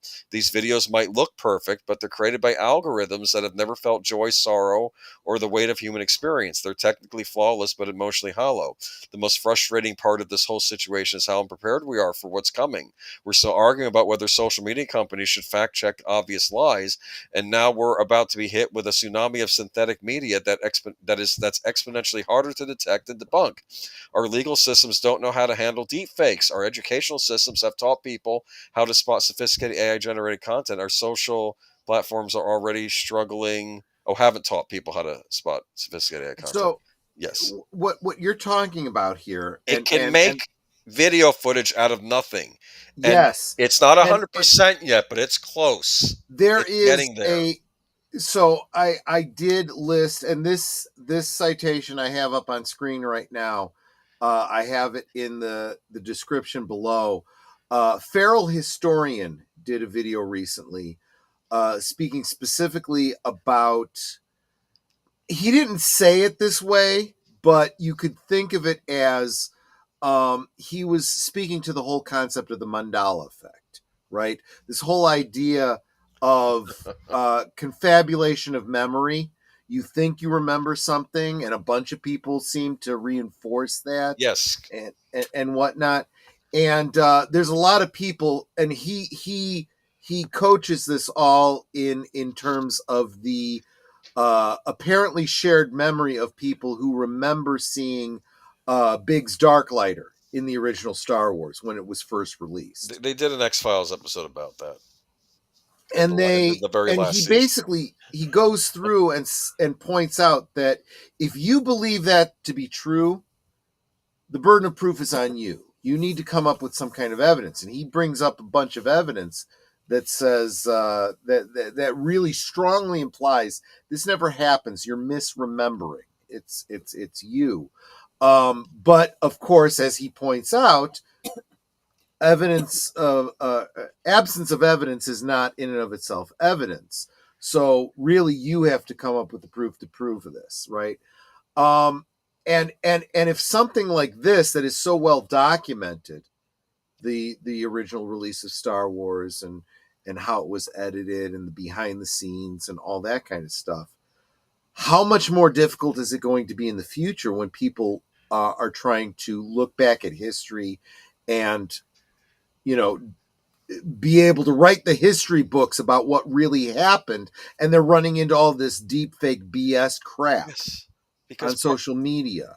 because one of the things about this VO is it can look like a movie. It can look like a man on a street interview, like from like some guy with his camcorder, like but it can look like an old black and white Hollywood movie. They can make it look like anything. I have to say these VO3 look super real, but they lack soul, and that's the one way you can describe it as good. As it is, I can tell there's something off about it. You know what it reminds me of when I was looking at it, and there's something weird about it. It reminds me of when I'm dreaming. Real quick, And let me say goodnight to Colleen O'Brien. okay, Thank you so much for hanging out with us. You can always, we're probably not going to go much longer if you no, want to because come back and catch the end. You probably don't want to, because I will probably be ending with a me song singing Mr. Yes. Roboto, so you might not want to see that. You might want to save yourself. sticks.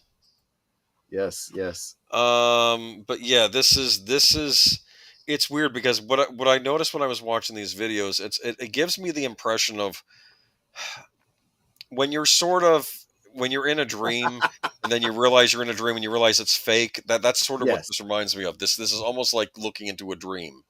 So this is what Yes. I was getting at when you ask for a particular image in Midjourney.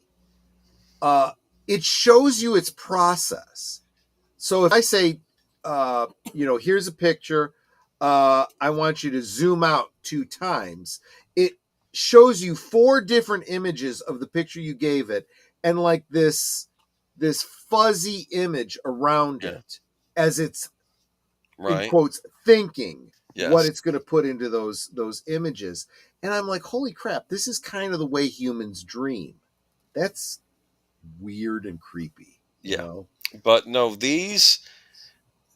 they're rather sophisticated. I mean, they're getting closer. And I keep in mind that VO2 came out in November.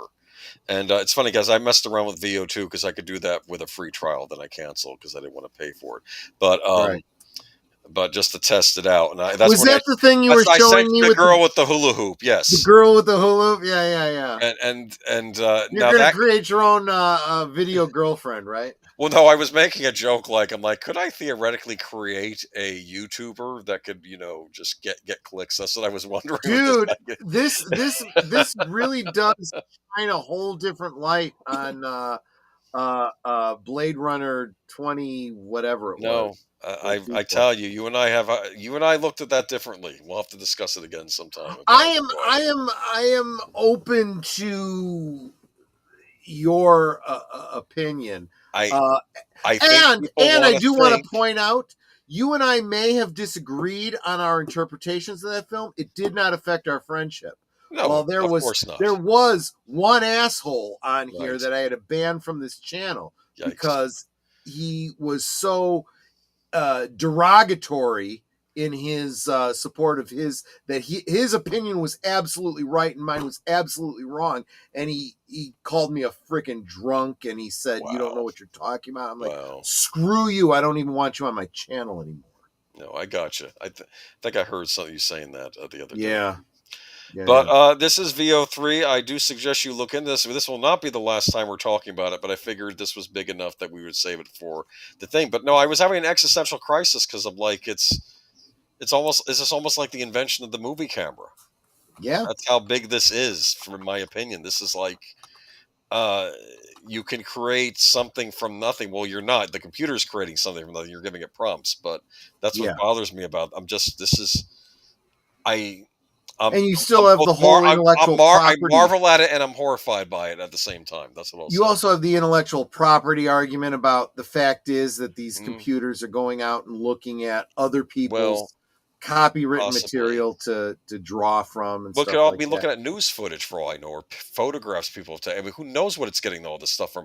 But I also wanted to. There was a great one that I saw. I can't remember. It was Donald Trump and somebody else at some event, and they got into a fist fight, and it looked pretty real, but it wasn't. Yeah. Oh, another geek flag thing. Troy, give me a name. I'll I'll hurt him for you. No. Let's not go there. I've already blocked him on X, and I've blocked him on this channel. So we're talking about the Yes. guy. Yeah, that guy. What is Ancestra? Okay, so this is the last article of the night because this goes into, hold on, Darren Aronofsky launches AI-driven storytelling venture. So not everyone in Hollywood is creeped out by this. Some are embracing it. Google is forging deeper into AI video generation, launching a new version of video model VO3, a new AI video tool called Flow, and a strategic partnership with director Darren Aronofsky, who is launching a new storytelling venture called Primordial Soup, which will seek to use the emerging tech to create compelling content. Filmmaking has always been driven by technology. After the Lumiere brothers and Edison's groundbreaking invention, filmmakers unleashed the hidden storytelling power of cameras. Aronofsky said in a statement, later technological breakthroughs, sound, color, visual effects, allowed us to tell stories in ways that couldn't be told before. Today is no different. Now is the moment to explore these new tools and shape them for the future of storytelling. Primordial Soup has inked a strategic partnership with Google DeepMind to work with researchers and filmmakers on original films, with the first effort, Ancestra, directed by Eliza McNitt, debuting at Tribeca Film Festival next month. The film blends live action with, the company notes, SAG-AFTRA actors. Okay. Alongside imagery created by Gen AI Tech. I assume that baby in the womb is AI tech. Aronofsky's venture comes as Google unveils VO3 and Flow, hoping to turbocharge the AI filmmaking process. Thomas Iljic, product lead at Google Labs, tells the Hollywood Reporter in an interview that it uses that it was use cases from creatives that sparked the development of Flow. We often only offer text to video in prior models, but the quality of the model had reached a point where we started seeing highly creative folks starting to create 3-4 minute kinds of shorts, and that told us, okay, there's something there. We were like, it started to become like a paintbrush for us that's useful enough to be highly creative people. And so we went back to the drawing board, basically the past 6 months, working with a bunch of these AI filmmakers to understand what the main things when they think about their idea and they want to lay it down and they want to actually get their vision into place, what's missing. So yeah. And you can actually watch the trailer for Ancestor right now if you're so interested. That's creepy as hell, but yeah, I'll probably end up looking into this just because. I didn't like Yeah. You know what movie by Aronofsky I really liked was The Wrestler, and there were no effects in it. It was just Randy the There Ram. you go. Okay, it was just Yeah. Mickey Yeah. Rourke being a washed up wrestler, and it was a brilliant movie when it came out. I like Marissa Tomei in that movie. Yes. A lot. Yes. A lot. Yes. More than I should have. And that's my last fake AI image. Do you like that? Evil AI. It does. It reminds me of Brainiac. Look, It don't does. Yeah, I be was thinking Brainiac, surprised. too. I will continue to use AI generated art on this channel. There will be occasional AI voices on this channel. That's just the way it is. You know, if that bothers you, by all means, you know, help me, you know, get to a point where I have an income where I could pay people. You could hire an artist, a professional Yeah, exactly. artist. Exactly right. Exactly right. All right. So now you have to sing, I think, right? I do. Are you okay with that? I mean, it's already 11:15. It's okay. Time? Just sing and then close out the stream. Okay, guys.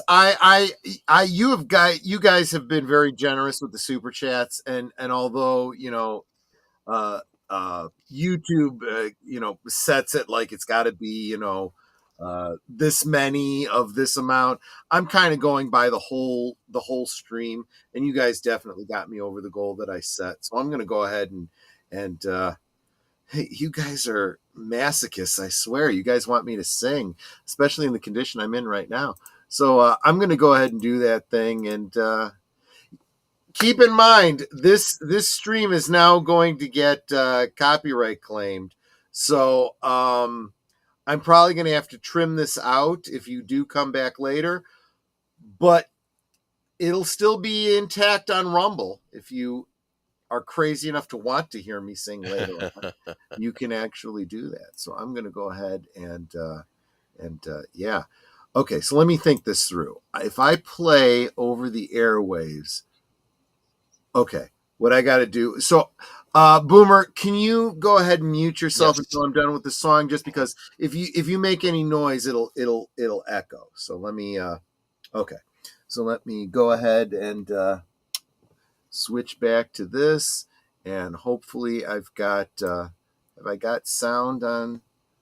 Let me see what happens if I play. No, I don't have the sound, so I need to tell it that I need sound over the airwaves. Here we go. Speakers. It's doing speakers, and we should be good. Let's get into it. Where are you? Play. Oh God, this is going to be horrible, folks. It's going to be really strange.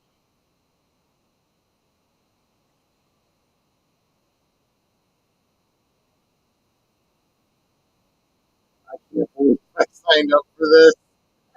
You guys paid for this, you crazy bastards.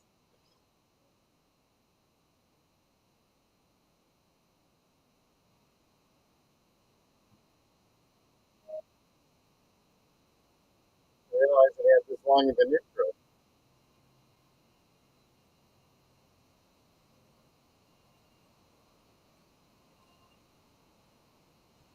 Arigato, Mr. Roboto Mata Ahimani. Arigato, Mr. Roboto.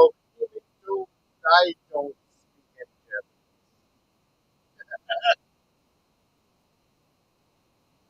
You're wondering who I am,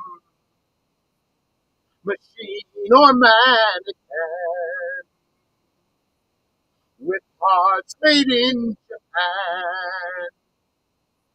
I am the modern man.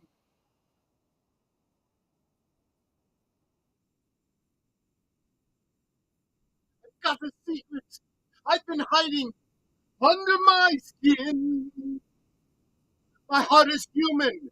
My blood is boiling. My brain IBM. So if you see me acting strangely, don't be surprised. I'm just a man who needed someone and somewhere to hide to keep me alive. Just to keep me alive. I don't really know this song as well as I thought I did. I'm not a robot without emotions. I'm not what you see. I've come to help you with your problems so we can be free. I'm not a hero. I'm not a savior. Forget what you know. I'm just a man whose circumstances went beyond his control, beyond my control. We all need control. Control. You must learn control. I am a modern man who hides behind the mask so no one else my true identity.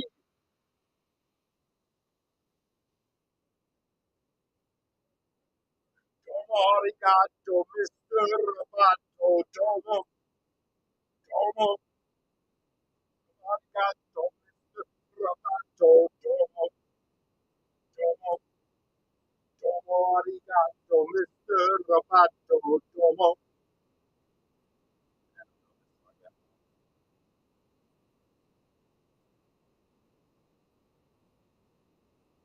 Thank you very much, Mr. Roboto, for doing the job that nobody wants to. And thank you very much, Mr. Roboto, for helping me escape when I needed to. Thank you.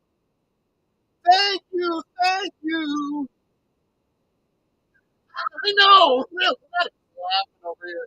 She's getting a big charge out of this. Well, what I'm laughing at is like,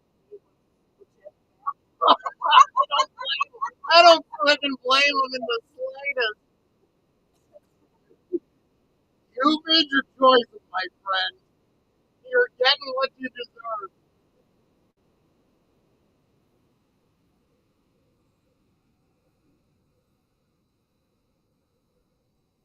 The problem's plain to see. Too much technology. Machines to save our lives. Machines to humanize.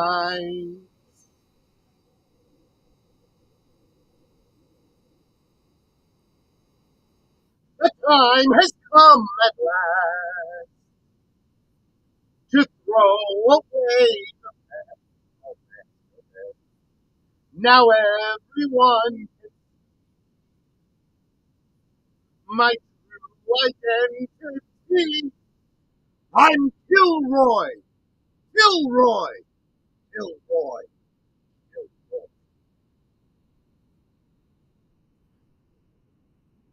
I swear, you people are nuts. You actually wanted that? Oh, but I super appreciate Can I speak now? Wait a minute. Let me Oh get my the earbud to goodness. kick in. There we go. You're fine. You're fine. Yeah, there you go. Yeah, the music wasn't coming through, but your voice came through. It was dipping in the beginning, though, I think. But you could always redo it as a Rumble exclusive later. I may just do that. You Redo know it. what? Just I will give send us a a link. fixed version. It would. I will send a link to Nate directly and Yes. say, here, this is for you, you Yes. dingbat. By the way, Sin's Corner. She was asking. I don't even know what that song was. That was Mr. Roboto from the band Styx from the Kilroy Was Here album. Correct? Yes, yes, it was. She's asking because he butchered it so badly. She's like, "What the frick is I that?" know. She's like, what the Oh. hell happened on this stream? They Yeah, should do Kilroy Was Here as a movie or a musical and they kind of did. It was an Okay. implied film Okay. with the video kind of being like a. I saw the video. I love it. It almost Yeah, made yeah, it yeah. on the video pics. We were doing the '80s videos. I almost chose it. Yeah. Yeah. Booger 414. Now the world has gone to bed. The darkness won't engulf my head. I can see by infrared how I hate the night. Yeah, guys, I did it because you asked me to. It's no different than when Culture Casino dances in the bear costume. Okay, it's me doing whatever it takes because you demanded it. Gosh, yeah, this is a weird era that we live in, and maybe that's part of why I like to go on camera so that you guys can see I'm not an AI. I'm a real person, and dumbass at that. Let's be fair. Well, to be fair, whenever someone starts with "to be fair," but okay, I probably don't know that song anyway. I'm not huge into music. Yeah. If you weren't into 80s music, Sticks and whatnot, yeah, you wouldn't. You would have totally missed that one. Just got home seeing Jesse's Girl in concert. While that was probably a much better performance than I just provided. Rick Springfield, cool. I wish that I had Jesse's Girl. Yeah. Rick Springfield, I was a huge fan. He was out of General Recording Studios, as I recall. No, seriously, he was he appeared on General Hospital for a while, and it kind of really jump started his career. Hard to Hold, great soundtrack. Mediocre movie. Just saying. Booger 414. I saw Billy Idol recently, a couple weeks ago. That's right, you did. Billy Idol, and who else was and with Joan you? Jett and the Blackhearts. Joan Jett and the Blackhearts. It was a good double bill. I love rock and roll. She did that. Absolutely. Well, of course she did. She had to do it at least once, right? Yes. There's a lot of. It was a good concert. I'll have to do a concert again sometime. I need to get out more. That was fun. All right. Oh, see, Sin remembers when Rick Springfield he played. Oh God, what was his name? No, it wasn't Blackie. That was Uncle Jesse from Full House. I'm trying to remember what Rick Springfield's character's name was. I don't remember. Oh, it's going to drive me crazy. If Sir Torrin Clegane was here, he would know. Troy, I wish I had girlfriends, but that's not happening anytime soon. Hey, you know Hey. what? Don't go down the AI rabbit hole. No, Jesse, you have to. Oh God. It'd be like the Stepford Wives. You know, there's a made-for-TV movie, Revenge of the Stepford Wives, I did not know that. where they That's start so bad. attacking the husbands. It's like, So Sin asks, is the YouTube to Rumble issue still a problem? I haven't posted to Rumble in forever because there's no more autoport. Yes. As far as I know, the autoport still doesn't work. So what I am doing is I just simulcast to YouTube, to Rumble every time I go live. So that's kind of how going forward, everything that I do goes out to Rumble. So yeah. MacGyver used to play on General Hospital. Oh, that's right. I forget the actor's name. What was Richard his Dean name? Anderson. Richard Dean Anderson. Let me tell you something. I never met Richard Dean Anderson in person, but he everything I know about him is that he was a hell of a nice guy behind the scenes. Oh, right. He was real big on that like Make-A-Wish, you want to meet a particular celebrity. He would always meet up with people that were part of the Make-A-Wish thing. He was so good to people. He really, really was. I had a great deal of respect for that guy. I hate to say this, and people are going to hate me for this, but Michael J. Fox, not so much. Believe in Connie. Just saying. Yeah, that works well for live streaming, but I mostly post recorded content. Yeah, and so in your situation, you'd almost have to double upload is what you'd have to do going forward. Yeah. Cool. He came out to our con a few years back. His panel was hilarious. He seems so cool. Yeah. Rick Springfield's character on General Hospital was Noah Drake. Thank you. Nuts. I would have had to end the stream and gone and checked it out myself. Right, because Uncle Jesse on Full House played Blackie on General Hospital. That one I remember. Linda Hamilton was. Oh yes, I've heard your story about meeting Linda Hamilton. That is pretty damn cool. That is awesome. One of these days, I might. I don't like doing this because I don't like sounding like I'm bragging about the famous people that I've met. But maybe one day I'll have to do a stream talking about some of the famous people I've met and how cool the interaction was. But anyway, I got to start wrapping this up. We're already a half hour over, and I need to let Boomer go because he's a working guy. Yes. Has stuff to do tomorrow. Yes. You're letting him go. It's like, what did he do? You No, I mean wrap up the stream. So he's too big now. He's too big for me. No, jeez.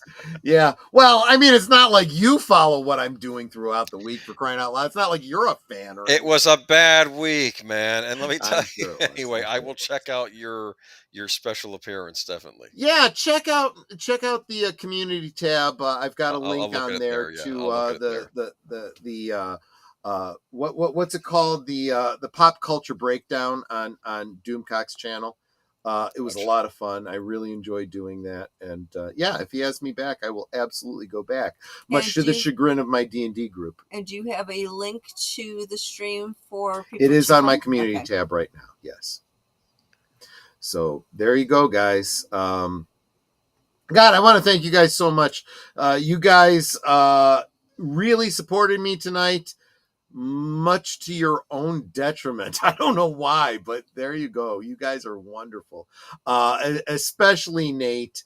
Thank you for your thoughts that opened up the show and for literally being the producer on tonight's stream. You were the big contributor, and I super, super appreciate you for that. So next up, besides all the stuff that Deleted Scenes has coming up, tomorrow night at 8, we'll be doing the Geeky Geezers. What are we going to be talking about? Oh, me? Yeah, you're Oh, the okay. aged You say boomer. tomorrow? Yeah, didn't I say? Oh no, I'm sorry. I skipped a day, didn't I? Yes, I tomorrow, forgot what Saturday. day it is. Yes. Tomorrow, actually, we're on Big Al Presents for a rewatch of Inner Space. But no, Sunday at 8 Central, Geeky Geezers, what are we talking about? Well, I hate it that that's always the deaths I remember, but unfortunately Loretta Swit passed away, so we will be Yeah, having that one and hurts. in remembrance to her. Some gaming stuff too. Sony State of We're Play gonna is do going on Mash right now. for good old days. I think we should. I sent I you will a do second Mash, one. yeah. No, why did you do that? Wait, there's another one that we got to get in there. Yeah, send me we. Oh crap! Who is it? Oh yeah, no, I already sent that one to Boomer. Okay. He's already got that one. And there's other news going on this week, like a I always blank on this when we get to here. There'll be good stuff. That's all I can say. All the news from this week. All the news that fits we print. Okay. Yeah, that's worth talking about. Absolutely. I'll remember in 5 minutes. So Monday, unless something has changed in the past 2 hours, members have voted, and we're probably going to be watching the original Lilo and Stitch on Monday for Members Night at the Movies. If you are not a member, we'd love to have you. It's only $2 a month. Definitely a lot of great perks for the members. Damn, Troy, you're drunk. Yeah, well, I go through life drunk, so it works. It works out better that way for everybody. Tuesday, of course, live from Sparkwood 21. I think the Deleted has it figured out what we're doing, but I haven't talked to him yet, so I haven't made the thumbnail yet. And followed by the next episode of Blake 7, of course. Thursday, have we talked about what we're doing on Thursday? I'll be there. Okay. Go ahead, guess, Jack. We'll have a Thursday Things on Netters Network. I don't know who we'll be talking to or what we'll be talking about, but it'll be interesting. And next Friday, I have a very special guest lined up. Some of you guys that follow me whenever I go and do a guest appearance on another channel would know. The actor James Reckert. He guested on Maria's channel with Netter and myself at one point. He is going to be coming on to talk about his experience in Hollywood. If you don't know who he is, check out his IMDb. We'll be kind of going through all that. He's done a lot of work behind the scenes, but you might know him best as, if you are a Seinfeld fan, he's Man Hands. It was his hands in that episode. I remember that episode. Yes. So James Reckart next week. I think it'll be a good stream. So that is the week in review, my friends. Mm-hmm. And Boomer, any last words anything that I didn't cover that you think we need to talk about? No, like I said, we're going to be, like I said, I'll be on with you again on Sunday. I did remember we're going to be talking a little bit more about the Switch 2 and about how people have the console early, but it doesn't work, which I'm sure Troy will be a big fan of. Well, I've got my opinions, let's put it that way. And I figured I'd also talk about the Evercade, which is the best game console no one knows about. So I'll explain to you what it is on Sunday. All right. Real quick, I'm going to go ahead and drop the IMDb link for James Reckert so you can take a look. Like I said, most of his work on IMDb is like behind the scenes, and I think that'll be very interesting to find out. You watch the closing credits on a movie and you see all these technical people that make the movie happen, and you have no idea who they are or even what they do. But what they provide to the film is absolutely invaluable. So that's some of what we'll be talking about next week on Last Call. Now I remember. Sydney Sweeney is selling her bathwater, and Ralph Macchio stuck up for Cobra Kai, making sure Sony didn't release new Karate Kid until after the movie came out, after the show was done. Thank you so much, Ruby Hoove. She comes in right under the wire to contribute a membership to Jason Fox from 540 Studios. I've been on his channel before. He is good people. Make sure you are subscribed to Jason Fox. He is absolutely good people. And thank you, Ruby Who, for thanks for making my insomnia better. I don't know when you came into the stream. I hope you came after I started singing, because my singing will keep you up at night, possibly in the fetal position in tears. So maybe don't rewind and watch too much of the stream. Just saying. But thank you so much, Ruby, for all the things you do that support this channel. You are a channel member. You are constantly gifting memberships, and I can't express my appreciation enough. Netter, last thoughts, last words, anything you'd like to say before we end the stream? I love you. I love you too, and we love all of you that have put up with me for 2.5 hours. Good show, everyone. Good night. Take care. Stay strong. Be safe and healthy, because this is how we win. That's actually a great way to close out the stream. Thank you so much, Deleted Scenes. Take care, everyone. We will see you on the next one. Good night, ladies. Good night, sir. Hit it, sweetheart.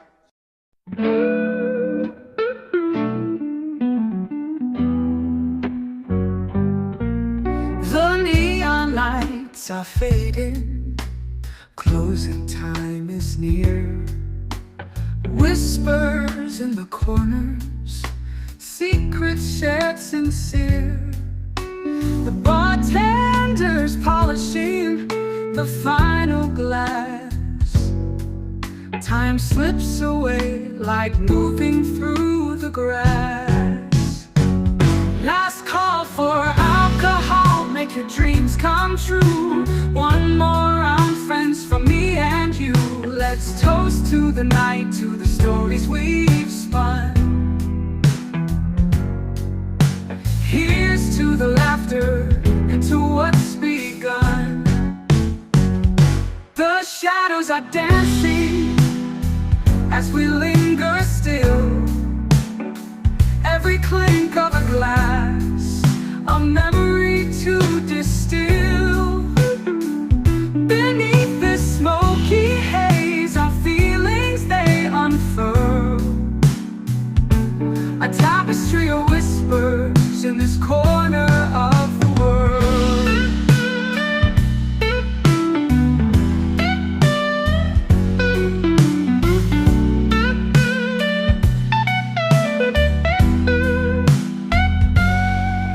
The jukebox serenades us with a final tune, crooning to the lonely and the lovers under the moon. With every soft note, the end draws ever near. But in this fleeting moment, there's nothing to fear. Last call for alcohol, make your dreams come true.